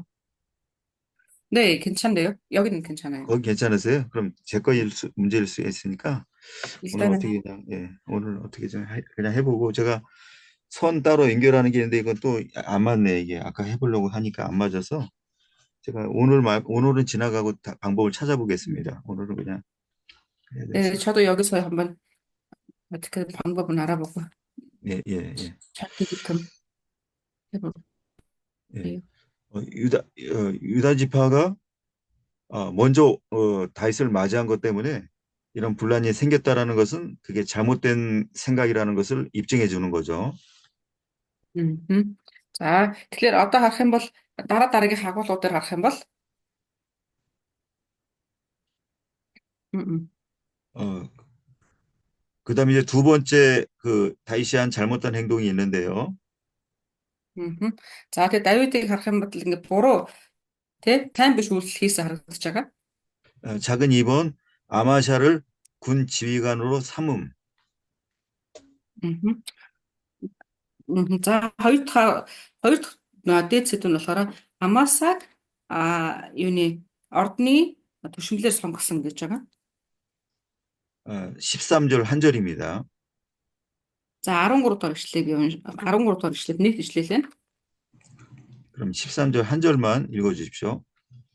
За би нэг 13 дугаар ишлэгийг уншиж өгье. Бас Амасад чи миний ясмахны тасархай хэрв чи цаашид Йовын хонд миний цэргийн жанжин ямагт эс байвас намайг бурхан шийтгэх бүр илүү үйлдэг гэж хэлүүлв. 아멘. 아멘. 아마사는 압살롬이 여기 17장 사무엘하 17장 25절에 17장 25절에 압살롬이 군대 지휘관을 삼은 사람이에요. За энэ дээр энэ Амаса гэж хэн бэ гэхээр 2 дугаар Самуэль 17-гийн 25 дээр гарч байгаа энэ хүн байгаа. Абсалом урд нь болохоор яаж гэсэн гэхээр Абсалом Йобын оронд Амаса цэргийн удирдагч болгож ирсэн ийм хүн байгаа. 그럼 과연 아마사가 군대 장관으로 일을 할 수 있는 그런 적합한 인물인가 그게 문제인데요.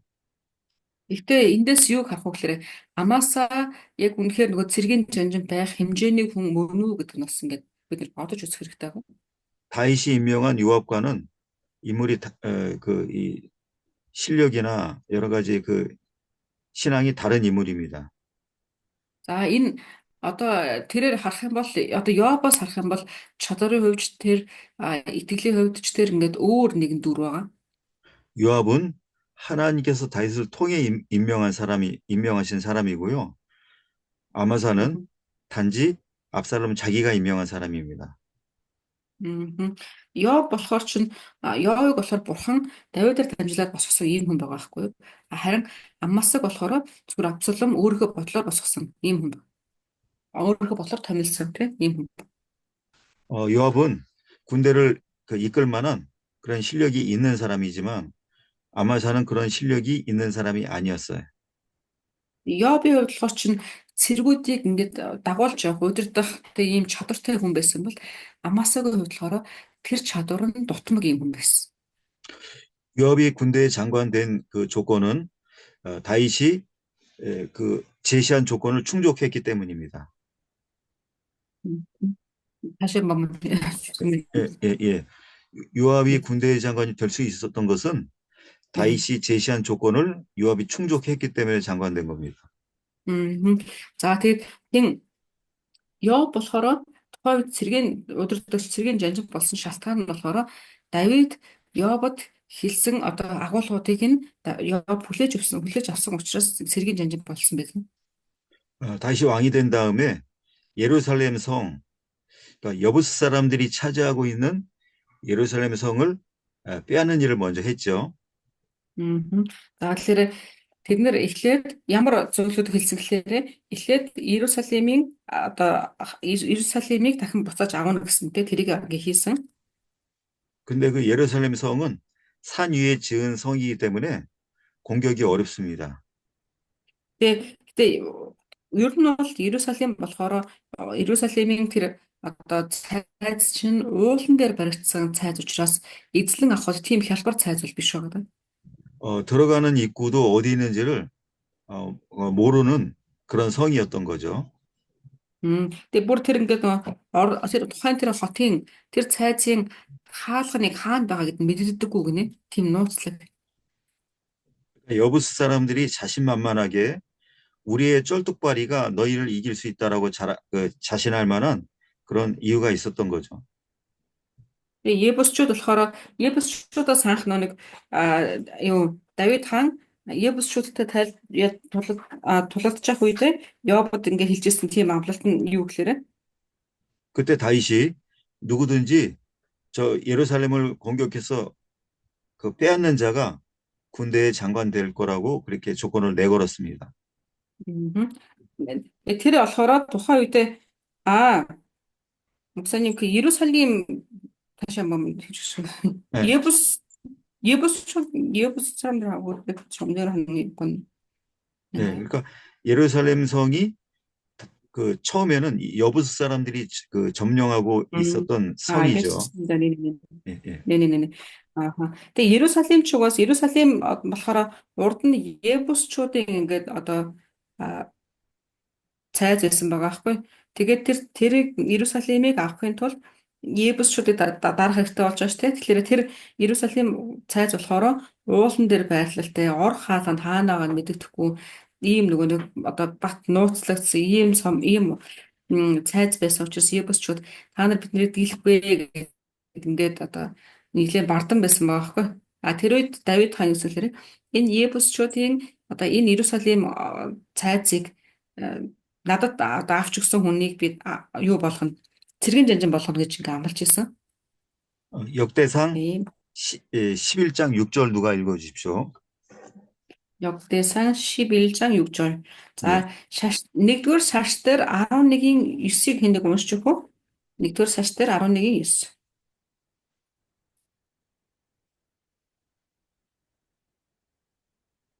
11-ийн 6-절 목사님 그죠? 예, 6절이요. 예, 예. За 1-р сарч дээр 11-ийн 6-аар өчлөг юм. 6. Давид хамгийн түрүүнд Ебус хүнийг зохигч хэн боловч жанжин удирдагч болно гэхэд Зерёгийн хүү Яв хамгийн түрүүнд довтлон явж жанжин болвоо. 아멘. 아무도 생각하지 못했던 방법으로 그 성을 공격한 것이 바로 요압이 한 일입니다. За тэгээ хүмүүс Йоб маш нэг мэрэгэн хүмүүсийн тэр аргаар энэ Иерусалим рүү ингээд довтлсон байгаа. 그러니까 요압은 군대 지휘관에게 필요한 용기, 담대함과 지혜가 같이 있었던 거죠. Тэгээ Йобд болохоор үнэхээр нөгөө хүмүүсээс ялгарсан эр зориг бас мэрэгэн ухаан байсан. 근데 아마샤는 어떤 군대 지휘관이 될 만한 그런 자격이 있다는 것을 볼 수 없는 거예요. Тэгээ Амасагийн хувьд болохоор чинь одоо энэ мэттэй хүн ийм зүйл байсан, зэргийг авч явах ийм чадвар байсан гэсэн ийм агуулгуудыг ингээд бид нэр хайж олохооргүй тийм хүн байна. 다만 다윗이 요압이 다윗의 친척 관계였었던 것처럼 아마사도 역시 그 친척 관계라는 그거밖에는 다른 이유가 없는 거죠. Тэгээ харин Амасаг жанжин болгоход өгч шалтгаануудын ердөө нэг шалтгаан байсан гэсэн нь юу гэсэн чинь миний хамаатан гэсэн л шалтгаан байсан. Цусны тасархай хамаатан гэсэн тийм. 그럼 왜 다윗이 이런 아마사를 임명을 했을까요? За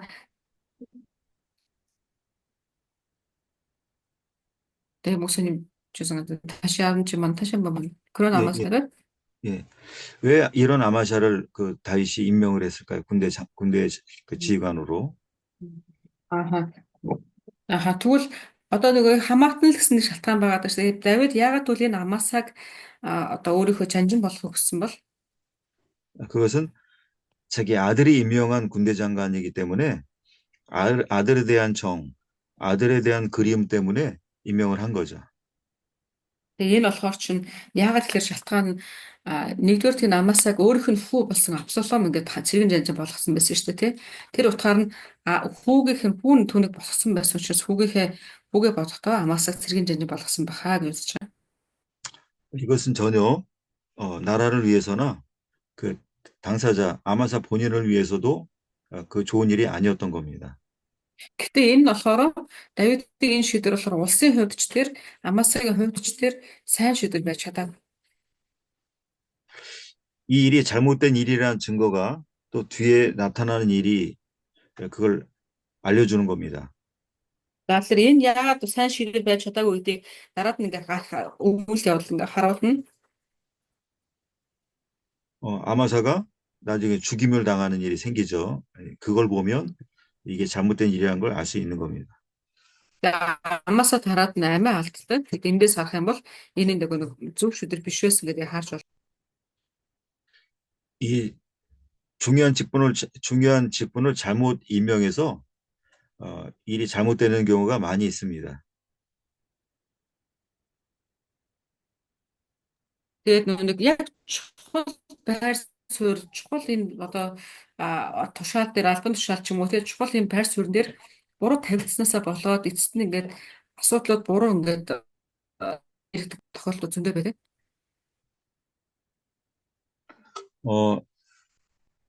사울 왕이 아브넬이라는 사람을 군대장으로 임명한 그것도 좋은 임명은 아니었던 거예요.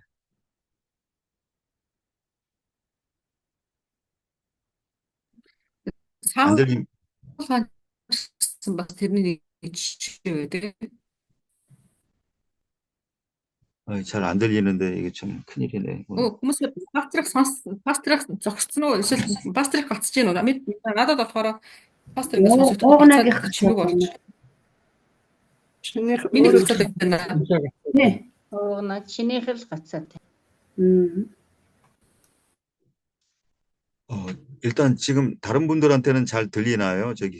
들릴까요? Тийм үү лөө тий. Одоо бүгдээрээ сонсогдох болчихлоо. 일단 우선 그런가 같아요. 그렇군요. 그러면 지금 문제가 그 저희 채권 문제 맞는 것 같아요. 일단은 저는 일단은 좀 다른 걸로 빨리 바꿀게요. 예. 이게 제일 가장 잘 되는 장소에서 지금 이 강의하고 있는데도 지금 이렇게 문제가 생기네요. 이게 참 방해를 받고 있는 건지. 하여튼 영상이 녹화가 문제인데 지금 이걸 나중에 다시 듣는 분들 때문에.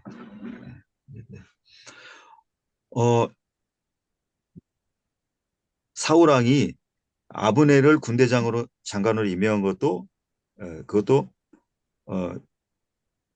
좀 잘못 임명한 그런 부분이 있어요. Тэгээ Саул хаан бас Авнай гэдэг хүнийг цэргийн жанжин болгож ирсэн юм тохиолдол байгаа. Гэтэ тэр нь бас буруу шийдвэр байсан юм байсан. 왕을 제대로 보호하지 못하고 또 나중에 잘못된 일을 하는 그런 걸 보면 그 좋은 선택이 아니었던 거죠. Яг тэгэхээр тэрээр ингээд хааныг яг ингээд бүрэн хамгаалж чадаагүй байсан. Тэрнээс гадна бас түүний хийсэн буруу үйлдэлүүд нь дараа нь тэнд энэ хүнийг босгосон нь буруу байсан юм а гэсэн ингээд шийдвэрийг харуулж өгдөг. 그거에 비해서 다윗은 모든 일들을 하나님의 인도하심에 따라서 결정하고 판단했습니다. За тэрнээс болоод Давид яаж гэсэн гэхээр бүх зүйл дээр Бурхны удирдлага байх ёстой гэдгийг бас ингээд хүлээн зөвшөөрч дүгнэлт гаргаж ирсэн тохиолдол гэдэг. 우리 예수님께서도 제자들을 선택하실 때 그냥 선택하지 않으셨습니다. Эзэн Есүс бас өөрийнхөө шавнарыг сонгохдоо зүгээр шууд ингээд таарлцсан хүмүүсийг сонгоогүй. 누가복음 6장 12절부터 보면 많은 기도를 하시고 Мгм. 제자를 선택하셨다고 했습니다. Тэгээд Лук номны 6-гийн 12-ыг харах юм бол эзэн Есүс хүмүүсийг сонгохдоо их залбирсан талаар гардаг. 거기 보면 밤이 맞도록 기도하시고 날이 밝아서 제자를 부르셨다고 이렇게 기록돼 있어요. Мгм. За энд чи 읽어봐요 무슨 юуг? 네, 읽어주세요. За ингэсэн байгаа. Лук 6-гийн 12 дээр тэр өдрүүдэд Есүс залбирахаар ууланд гарч бүхэл шөнөнийг бурханд залбирсаар өнгөрөөв гэсэн. Тэгээ өглөө болоход тэр шавнараа өөр дээрээ дуудаджээ гэсэн. Дуудаад 우리는 어떤 직분을 임명할 때 하나님의 뜻을 인도함 받고 하나님의 섭리에 따라서 결정해야지 그냥 자기 생각대로만 눈에 보이는 것만 가지고 결정하면 안 됩니다. мгм. Бид нар ч гэсэн альва зүйлийг хийхдээ тэ альва зүйлийн тааланд эзний хүсэл юу вэ гэдгийг харах, эзнэр өдөр тулах гэд хичээх, тэгжээс дараад нь шийдвэр гаргах гэсэн ийм дэс тарааллыг маш сайн барих нь их чухал байгаа. 눈에 보기에는 충성된 것처럼 보이지만 실제 사실은 그렇지 않은 때가 그렇지 않은 경우가 많이 있습니다. Тэгээд яг нүдэнд харагдахдаа маш төгс сайн харагдаж магадгүй. Гэхдээ дараад нь харахад тэр хийсэн шийдвэр нь буруу шийдвэр гаргацсан байх тохиолдлууд бас байдаг. 누가 적합한 그 직분을 맡기에 누가 적합한지는 하나님이 정확히 아시기 때문에 하나님의 인도를 구하는 것이 필요하죠. Альва нэг байр суурин дээр альва нэг үүрэг хариуцлага гэдэг зүйлийг хүмүүс даатгахдаа тийм хэнийг сонгох вэ гэдэг дээр бурхан маш сайн мэднэ. Тэгэхээр тийм учраас бурханаас их асууж ир бурхантай хамт ярилцж шийдэх нь чухал. 세 번째, 작은 3번 세 번째 다윗의 조치를 말하겠습니다. За тэгээд одоо 5 дахын 5-ын 3 тий 3 дугаар дэцэдийг үзэх гэж байна гэлээ. 모든 유다 사람들의 마음을 돌리게 함. За 3-ын 5-ын 3 дахь дэцэд болохоор бүх юуда хүмүүсийн сэтгэлийг эргүүлсэн гэсэн агуулга. 14절이고요. За 14 дугаар ишлэл байгаа. 14절 한 절만 읽어주십시오. Окей. За 14-ийг уншлаа. Ингээд Давид хамаг Юуда ирчүүдийн зүрхийг нэг хүний зүрх мэт өөртөө хандуулав. Юудачууд хаан дүүгэлгийн та болоод зарц нартай нь иргэн иднэ гэв. Амен. 아멘. 사람의 방법으로 돌리게 했던 겁니다. Өөрөөр хэлбэл энэ болохоор хүмүүсийн сэтгэлийг Давид өөрийнхөө хүний бодлоор эргүүлсэн гэж. 이거는 어떤 국가를 위한 일이라고 볼 수 없는 거예요. Энийг болохоор ямар нэгэн тийм улсынхаа төлөө ч юм уу те хийсэн зүйл гэж харахад хэцүү. 단지 자기를 영접하는 그 일을 할 수 있도록 그들의 마음을 돌리게 그렇게 했던 거죠. Тэгээ зүгээр л нөгөө нэг өөрийгөө хүлээн зөвшөөрөхийн тулд хийсэн үйлдэл гэж эндээс харж болохоор байгаа. 사람의 방법으로 사람의 마음을 움직이고 자기를 위해서 사람의 마음을 움직이려는 것은 다 잘못된 그런 의도입니다. Хүний аргаар хүний сэтгэлийг хөдлөх гэж хичээх, хүний аргаар өөрийгөө хүлээн зөвшөөрөх гэж хичээх гэдэг зүйл бол их нэг зөв биш үйлдэлүүд байгаа.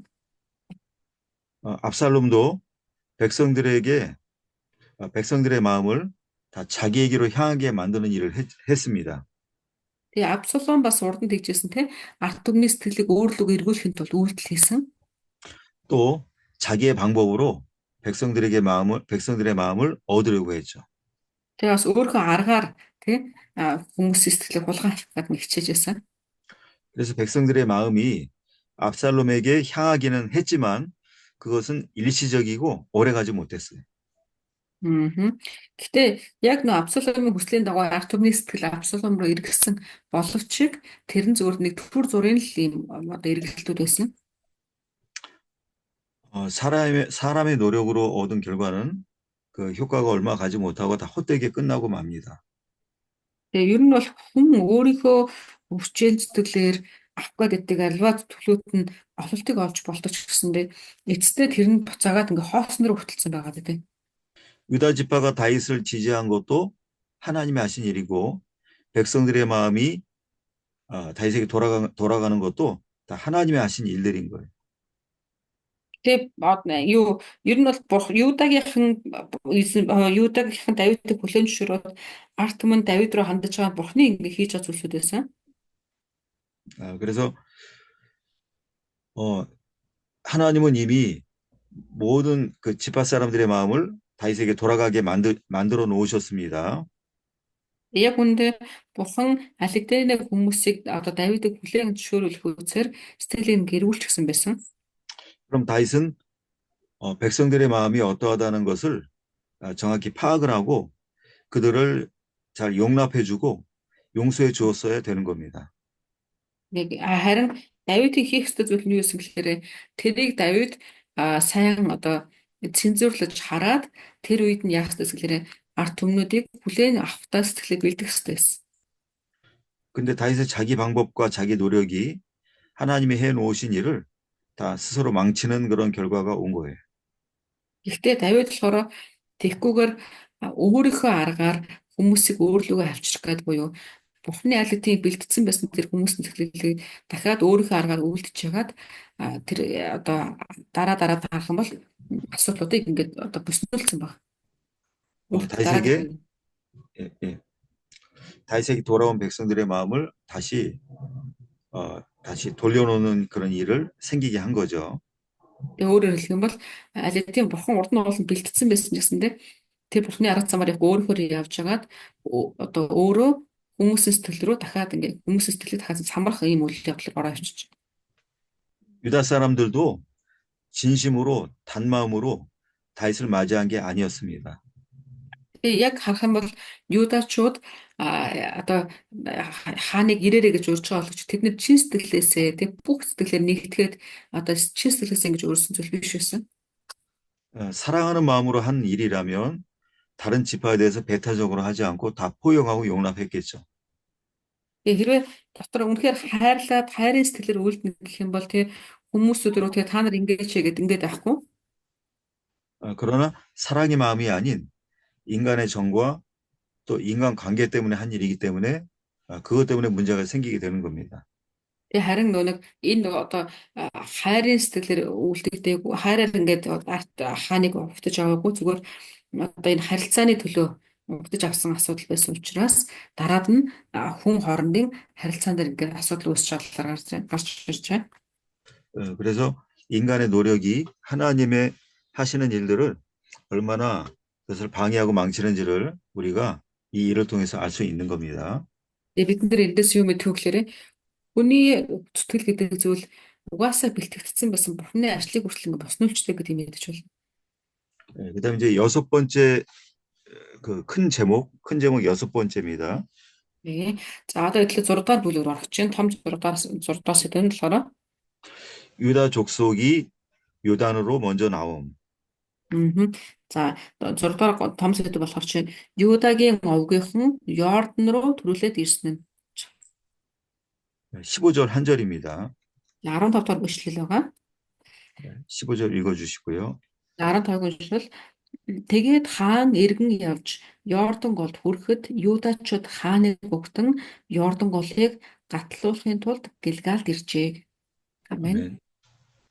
다윗의 요청에 따라서 유다 사람들은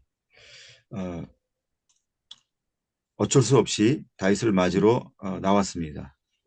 За тэгээ Юдачууд болохоор Давидаас үг авсан тий тэгж үг аваад одоо зур хайрлаад биш харин хүчээр гэсэн тий хүчээр Давидыг угтаж авах гээд Йордан руу ирж. 하나님이 주신 마음이 아니라 다윗의 말을 듣고 나온 거죠. Тэгээ өөрөөр хэлбэл тэд нар болохоор Бурханаас өгсөн тэр сэтгэлээр ирээгүй зүгээр Давидын үгийг сонсоод ирж байгаа. Очихоостой ирж байгаа гэсэн. 의무감으로 그러니까 약간 반강제적인 마음이나 반강제적으로나 억지로 하는 일들은 나중에 반드시 문제가 생기게 됩니다. Тэгээ одоо үүрэг юм чинь ингээ хүчлээд алдаад ингээд ирж байгаа гэсэн баг. Тэгээ ингэж одоо хийлддэг ажлууд нь дандаа асуудал дагуулж идэг. 교회에서의 봉사나 헌금을 하는 것도 그것도 사람의 말을 듣고 하게 하면 안 되는 거예요. Бид нэр ч юм ялгаа авахгүй чуулганы үйлчлэл болон одоо өргөл төр ч гэсэн тий хүний үгийг сонсоод за тэгээд да гэдэг ч юм уу хүний үгийг сонсоод хийх юм бол тэр нь бас ингээд тий дараад нь асуудал үүсгэж магадгүй. 교회에서 하는 모든 일들은 오직 사랑의 마음과 감사하는 마음으로 해야지만 되는 겁니다. Тэгээд чуулганаар хийгдэж байгаа бүх зүйлсүүд бид зөвхөн хайр болон талархал гэсэн сэтгэлийн үндсэн дээр л хийгдэх ёстой гэдэг. 그래야지만이 교만해지지 않고 더 겸손하고 더 자기를 낮출 수 있는 거예요. Тэгэж хэмээнэ тэгэж үлдчихэж илүүгээр талархаж илүү өөрийгөө доош нь буулгаж илүү даруй байж ингэж үлдэгддэг. 갚을 수 없는 은혜를 받았다고 생각하기 때문에 그 자기의 작은 수고와 그 헌신이 그것이 대가가 되지 못한다고 생각을 하는 겁니다. Яагаад тэгэхээр тэр их хайрыг буцааж яаж нөхөх чадах вэ те би буцаагаад хичнээн хичээгээд ч нөхөж чадахгүй гэсэн талархал байх үед талархлын сэтгэлтэйгээр үйлдэж ирэхэд хүн хизээч өөрийгөө бардамнуулдаг. 그러나 다른 이유로 사람의 말을 듣고 한 일들은 나중에 문제가 생기는데요. Харин өөр учир шалтгаанаар хүний үгийг сонсоод ингээ үйлдэл ирэхлээр дараад нь заавал асуудал ингээ гарч ирээд байдаг. 자기가 대접받거나 높임받기를 원하고 자기 권리를 주장하는 일이 생기게 됩니다. Өөрөө ингээд өөрийнхөө бодлоор хүний бодлоор ч хүний хийсний дагуу өөр бодлоор хийгээд ирэхлээр өөрөө буцаагаад ингээ хүндлэл авах гээд өөрөө өөрчлөх гээд өөрөө ингээд өндөр олчих гээд ингээд үзээд байдаг. 헌금한 사람이나 봉사한 사람을 병들게 만드는 거예요. Тэр одоо үйлчлэл одоо гэдэг өргөл өргөж байгаа тэр үйлчлж байгаа хүмүүс ч тэр тийм ингээд тодорхой хэмжээгээр эрүүл бос болчих гээд тийм. 결코 잘못된 마음으로 헌금이나 봉사를 하도록 그렇게 해서는 절대로 안 되는 겁니다. Тэгээ бид нэр ямар нэгэн тийм эрүүл бус зөв бус сэтгэлгээгээр ингээд үйлдэхээс одоо зайлсхийх хэрэгтэй, сэргийлэх хэрэгтэй. 그래서 다윗을 맞이하러 먼저 나오긴 했지만 나중에 유다 사람들이 한 말 때문에 문제가 생기게 됩니다. Тэд нар одоо яг ингээд нөгөө Йордан гол руу одоо Давидыг угтаж авах гээд Юдачд ирж байна те. Гэтэ одоо ингээд ирж байгаа боловч дараад нь энэ Юда хүмүүс дотроос ингээд Давидын талаар үгнүүд гарсан байна. Тэр үгнүүдээс болоод асуудлууд үүсч эхэлж байна. 7번째 큰 제목을 말하겠습니다. За одоо 7 дугаар том сэдвийг хэдлээ харъя. 다윗을 맞이한 두 악인. За Давидыг угтаж ирсэн хоёр муу хүн гэсэн утга. 16절과 17절 두 절입니다. 16, 17 дугаар ишлэлтэр байгаа. 두 절 읽어주시고요. За 16, 17-ыг уншия. Бахуримын Биньямин хүн Кирагийн хөвгүн Шимей Давид хааныг угтахаар яаран Юдачуудын хамт ирэв. Түүний хамт 1000 Биньямин мөн Саулын гэрийн зарц Зибач 15 хөвгүн 20 зарцнараа дагуулan хааны өмнө Йордан голд иржээ. 16절, 17절 мэдж байгаа юм уу? 예, 네, 자, 네, 아멘, 읽었습니다. 아멘. 예. 다윗이 쫓겨 도망갈 당시에도 이 두 사람의 악인이 그때 왔었죠. Давид төөгдөд явж байгаа үед гэсэн энэ хоёр хүн Давид дээр иржсэн те. 다시 돌아올 때도 역시 마찬가지로 이 두 명의 악인이 다윗을 맞이했습니다. Тэгээд Давидыг одоо буцаад ирэх үед ч гэсэндээ ялгаа авахгүй нөгөө хоёр хүн ингээд Давид дээр ирж байгаа. 다윗을 찾아오는 원인은 항상 악의 목적으로 이 두 명의 악인은 악의 목적으로 찾아온 것들입니다. За энэ хоёр болохоор Давидыг өөрсдөө болохоор магадгүй угтаж ирж байгаа юм шиг боловч яг харах юм бол одоо муу тэг зорилгын дагуу Давидыг ингээд угтаж ирж байгаа. 한 사람은 자기 욕심을 자기가 욕심으로 원하는 것을 얻기 위해서 다윗을 찾아왔고 한 사람은 자기 미움의 감정을 표현하기 위해서 찾아온 거죠. Энэ хоёрын нэг нь болохоор өөрийнхөө шунлын төлөө Давидыг хайж ирсэн бол нөгөөх нь болохоор Давидыг үзий ядсан тэр сэтгэлээ ингээд одоо илэрхийлэхийн тулд ингээд хайж ирсэн гэж. 두 명 다 공통점은 그러니까 악인이 갖고 있는 특징을 두 명 다 공통적으로 갖고 있었습니다. Энэ хоёрын яг ингээд нөгөө ижил зүйл нь гэх юм бол хин хэн нь муу хүн муу нэгэнд ингээд байна. Муу нэгэнд байдаг цан чанарыг агуулж ирсэн. 자기 원하는 것을 얻기 위해서 남에게 피해와 고통을 주는 그런 일을 다 했던 거죠. Өөрөөр хэлэх юм бол өөрийнхөө хүсэж байгаа, өөрийнхөө бодож байгаа зүйлийг гүйцэлдүүлснээрээ бусдад одоо өвдөлт болон хохирлыг учруулах ийм одоо агуулмжийн сэтгэл зүйтэй хүмүүс байсан. 그럼 그럼 이 두 명의 악인이 지금 다윗에게 찾아온 이유는 무엇일까요? Тэгвэл энэ хоёр хүн одоо Давид дээр ирж байгаа шалтгаанууд нь юу гэсэн бэлээ? 자기가 했던 그 잘못된 일들을 이걸 좀 이렇게 덮고 그것을 감추기 위해서 찾아온 겁니다.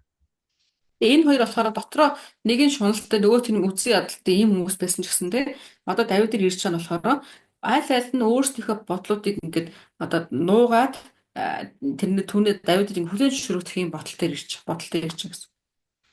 신무인은 자기가 한 잘못된 일을 자기가 그 일에 그 일에 대한 보응을 받지 않게 하기 위해서 찾아왔고요. Шимэй болохоор одоо тэ өөрийнхөө хэлсэн үгнүүдээс болоод тэ шийтгэл авчихгүй юмсан гэсэн бодлоор Давид тэр ирж байгаа бол 자기 목적을 어느 정도 이루는 듯 했습니다. Тэгээд тэрээр ясгалэр өөрийнхөө тодорхой хэмжээний зорилгыг биелүүлсэн юм шиг ингэ хэлж байгаа. 자기 죄는 마땅히 죽어야만 하는 그런 굉장히 그 무거운 죄를 지은 거예요. Давид хин Шимэй болохоор өөрөө аль хэдийн нэг өөрийнх нь хэлсэн үгнүүд нь бол хийсэн зүйлсүүд нь болохоор аль хэдийн өөхөх хэмжээний тэгээд тийм агуулга ингэ байсан гэдгийг мэдчихсэн. 왜 그런 죄를 지었냐면 다윗이 그 쫓겨가면 살아 돌아오지 못할 걸로 생각했기 때문에 그 일을 한 거죠. Тэгээд Шимэй яагаад тийм одоо гимиг үлдэж хаанд муухай хэлсэн гэхээр Шимэй хаан угаасаа одоо хөөгдөж байгаа юм чинь тэр отож ирэхгүй тэр бол замдаа өхнө гэж бодсон учраас тэгж хэлсэн байсан тийм урд нь. 그런데 그 다윗이 죽지 않고 살아 돌아왔기 때문에 자기는 거기에 대한 보복을 당할 걸로 그렇게 생각을 했습니다. За гэхдээ харин түүний бодлоор биш үсэн. Харин түүний бодлоор биш яасан гэхээр Давид буцаад ирсэн учраас тийм тэр бушуухан шиг очиод ингээ хааныг өвтөж авч. 근데 그것조차 잘못된 생각이죠. За тэр 죄송해요. 저 지금 얘기를 거기다 갖다 드려도 좀 올게. 자, 예. 어차피 스티커 써야지.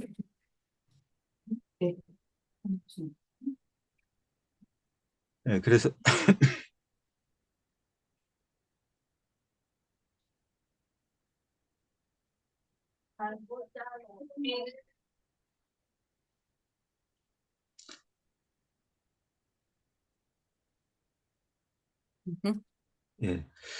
그래서 네. 다윗은 시므에게 보복을 하지는 않았습니다. Гэхдээ Давид болохоор Шимэг ямар нэгэн байдлаараа шийтгэлгүй тий. 다윗은 자기에게 잘못한 사람에 대해서는 보복을 하지 않는 사람이었었어요. Давид хааны хувьд болохоор өөрт нь ямар нэгэн байдлаар буруу зүйл хийсэн ч юм уу иймний төлөө хүмүүсийг шийтгдэггүй тийм юм байсан. 다윗이 사람을 죽게 했다면 그건 자기에 대한 잘못이 아니라 하나님께 대한 그 명백한 죄를 하나님의 법대로 처벌하기 위해서 죽인 거죠. Тэгээд Давид хаан хэрвээ хэн нэгэн хүнд одоо магадгүй цаазаар авах тийм ийм шийтгэл оноолоо гэхэд түүний шалтгаан нь болохоор Давидэд муу юм хийсэн учраас цаазаар авах биш харин Бурхны нүдэн дээр Бурхныг харахад буруу зүйл хийсэн хүн байвал тэрийг ингээд шийтгэдэг ийм одоо шийдвэр гаргаж ирсэн. 그래서 여기 이 악인은 판단을 잘못하고 있었고 잘못된 생각을 하고 있었던 겁니다. Гэхдээ энэ дээр харах юм бол энэ хүмүүс одоо юу дүгнэлтээ буруу хийгээ явж исэн хүмүүс гэсэн. Давидын талаарх дүгнэлтээ. 자기가 하나님 앞에 잘못했으면 반드시 하나님께서 그 죄를 보응하실 걸로 알았어야 되는 겁니다. Тэр хүмүүс юу гэж бодох гэхээр Давид биш өөртөө би Бурхны өмнө буруу зүйл хийсэн бол гээд Бурхны өмнө одоо хийсэн бол би заавал түүнээс шийтгэл авах хэрэгтэй гэж ингэж бодох хэрэгтэй байсан. 그걸 하지 않았기 때문에 다윗에게는 보복을 당하지 않았지만 하나님의 엄중한 보응을 받게 되는 겁니다. Тэгээд тэд нар тэгж бодохгүй зөвхөн нөө Давидыг л ингэсэн гэдгээ бодож байсан. Давид юм л буруу үгсэндээ бодож байсан. Гэтэ тэд нар Давид хаан тэднийг яагаад ч болчих дараад нь Бурхан тэднийг ингэж шийтгсэн талаар гарч. 시바는 자기가 한 거짓말을 감추기 위해서 찾아왔습니다. Тэгээд Сиба болохоор чинь өөрийнхөө хэлсэн худлаа үгийг одоо юу яахын тулд те нуухын тулд доош нь хүчээж байгаа. 그러나 그 거짓말은 감춰지지 않고 더 밝히 드러나게 되는 거죠.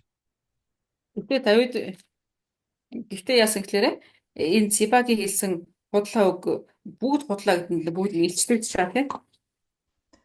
거짓말을 해놓고 그것이 감춰지기를 바라는 것은 인간의 어리석음이고 그게 무지입니다. Хүн өөрөө худлаа үгийг хэлчихэд дараад нь түүнийг нуух гээд оролддог нь одоо хүнд байдаг юм мунхаг нэг юм үйлдэл байгаа. 하나님 앞에 감출 수 있는 것이 아무것도 없기 때문에 하나님을 속일 수 없는 거죠. Яг тэр Бурхны өмнө бүх зүйл ил байдаг. Бөгөөд Бурхны өмнө нууц гэж хэзээч байдаггүй тий. Тэрийг хүмүүс ингээ харахгүй байна. 하나님 들으시는 앞에서 우리는 어떤 거짓말도 우리 인간은 하면 안 되는 겁니다. Тэгээ Бурхан бас бүгдлийг сонсож байгаа. Тэгээ сонсдог Бурхны өмнө бид нэр альва худлаа зүйлийг ярьж ерөөсө болохгүй.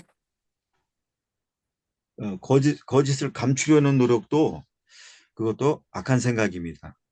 Тэгээ бас худлал хэлснийгээ бас нуух гэж оролдох тэр үйлдэл ч гэсэндээ эзний өмнө хорон мод тооцогддог.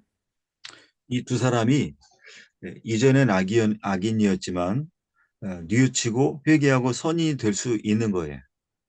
Тэгээ энэ хоёр болохоор яг одоогийн байдлаар харах юм бол муу хүмүүсийн тоонд орж ийн тий. Гэхдээ эдгээр одоо эргэж ирээд гимших юм бол эзний өмнө энэ муудууд ч таалагдаад зөв тэгэн болох боломжтой. 그러나 다윗이 도망갈 때 그때 악을 가지고 그대로 가지고 다시 돌아올 때도 여전히 그대로 그 악을 가지고 다윗을 맞이한 겁니다. Гэхдээ энэ хоёрын хувьд яасан гэхээр Давидыг зүгтж байгаа үед хормоо байдлаараа Давидыг хайж ирсэн яг тэр төрхөөрөө буюу яг тэр одоо хормоо сэтгэл зүрхээрээ энэ удаач гэсэн ялгаа авахгүй одоо хэлж байгаа үгнэлгээр болохоос энэ удаач гэсэн ялгаа авахгүй тэр хормоогаа өвтлөөд ингээд Давидыг ирчихв. 이들이 왜 악인이었는지를 우리가 이어지는 구절로 확인해 보겠습니다. За тэгээ энэ хоёр тэгвэл яагаад дэсний өмнө хормоо яагаад тийм муу хүмүүстэй хормоо гэж ингээ хэлэгдэж байгаа гэдэг хэлээ дараагийн ишлүүдээс үзье. 8번 시간 다 됐네요. 8번째 들어가려고 하는데 시간 다 돼서 오늘 여기까지 하고 기도하고 마치겠습니다. За хэвлээ өнөөдөр энэ үргээд ингээ дуусгая. Дараад нь болохоор 8 дугаар сэдвээр орж эхэлнэ. 하나님 주신 말씀들이 저의 마음을 밝게 하고 제 장래를 밝게 할 줄 믿습니다. Эзэн минь танаас өгөгдөж байгаа үгүүд нь бидний зүрх сэтгэлийг толдож бас бидний ирээдүйд учрах зүйлсүүдийг урьдчилан хэлж өгч байгаа гэдэгт итгэж байна. 믿음의 길을 가면서 잘못된 길로 빗나가지 않게 하여 주시고 Эзэн минь бид итгэлийн замаар явж байгаа энэ үеүдтэй өөр зам руу хэлбэж орохгүй хад туслаач. 이전의 모든 잘못이 다 고쳐지고 버려지게 하여 주시옵시고 Мөн бид нэр өмнөх буюудад хийж ирсэн бүхий л буруу зүйлсүүдийг засаж хайхад та тусалж өгөөч. 하나님의 인도만 따르는 가운데서 모든 성품이 선한 성품으로 바뀌어지게 하여 주시옵소서. Эзэн таны зөв удирдлагын дагуу дуулууртад дааснараа бидний бүхэл зүйлсүүдэд зөв болж засарч чиглүүлэгдэхэд тусалж өгөөч. 위로받은 마음을 가지고 많은 사람의 마음을 기쁨으로 바꾸는 일에 귀하게 쓰임받는 저희가 되게 하여 주시옵소서. Эзэн минь бид мөн танаас тайвширлыг тэгсэн авснараа бусад тайвшрал хэрэгтэй хүмүүсийг мөн тайвшруулдаг таны хүмүүс байхад тусалж өгөөч. 예수님의 이름으로 기도하옵나이다. Эзэн Есүсийн нэрээр залбирanгуйлаа. 아멘. 아멘. 수고하셨습니다. 네, 수고하셨습니다, 교수님. 여러분들 평안히 잘 보내시기 바랍니다. За, манайхан нэг 7 өдрийн турш тэгээд сайн суцгаж аваарай. Баярлалаа. баяртай. Баяртай.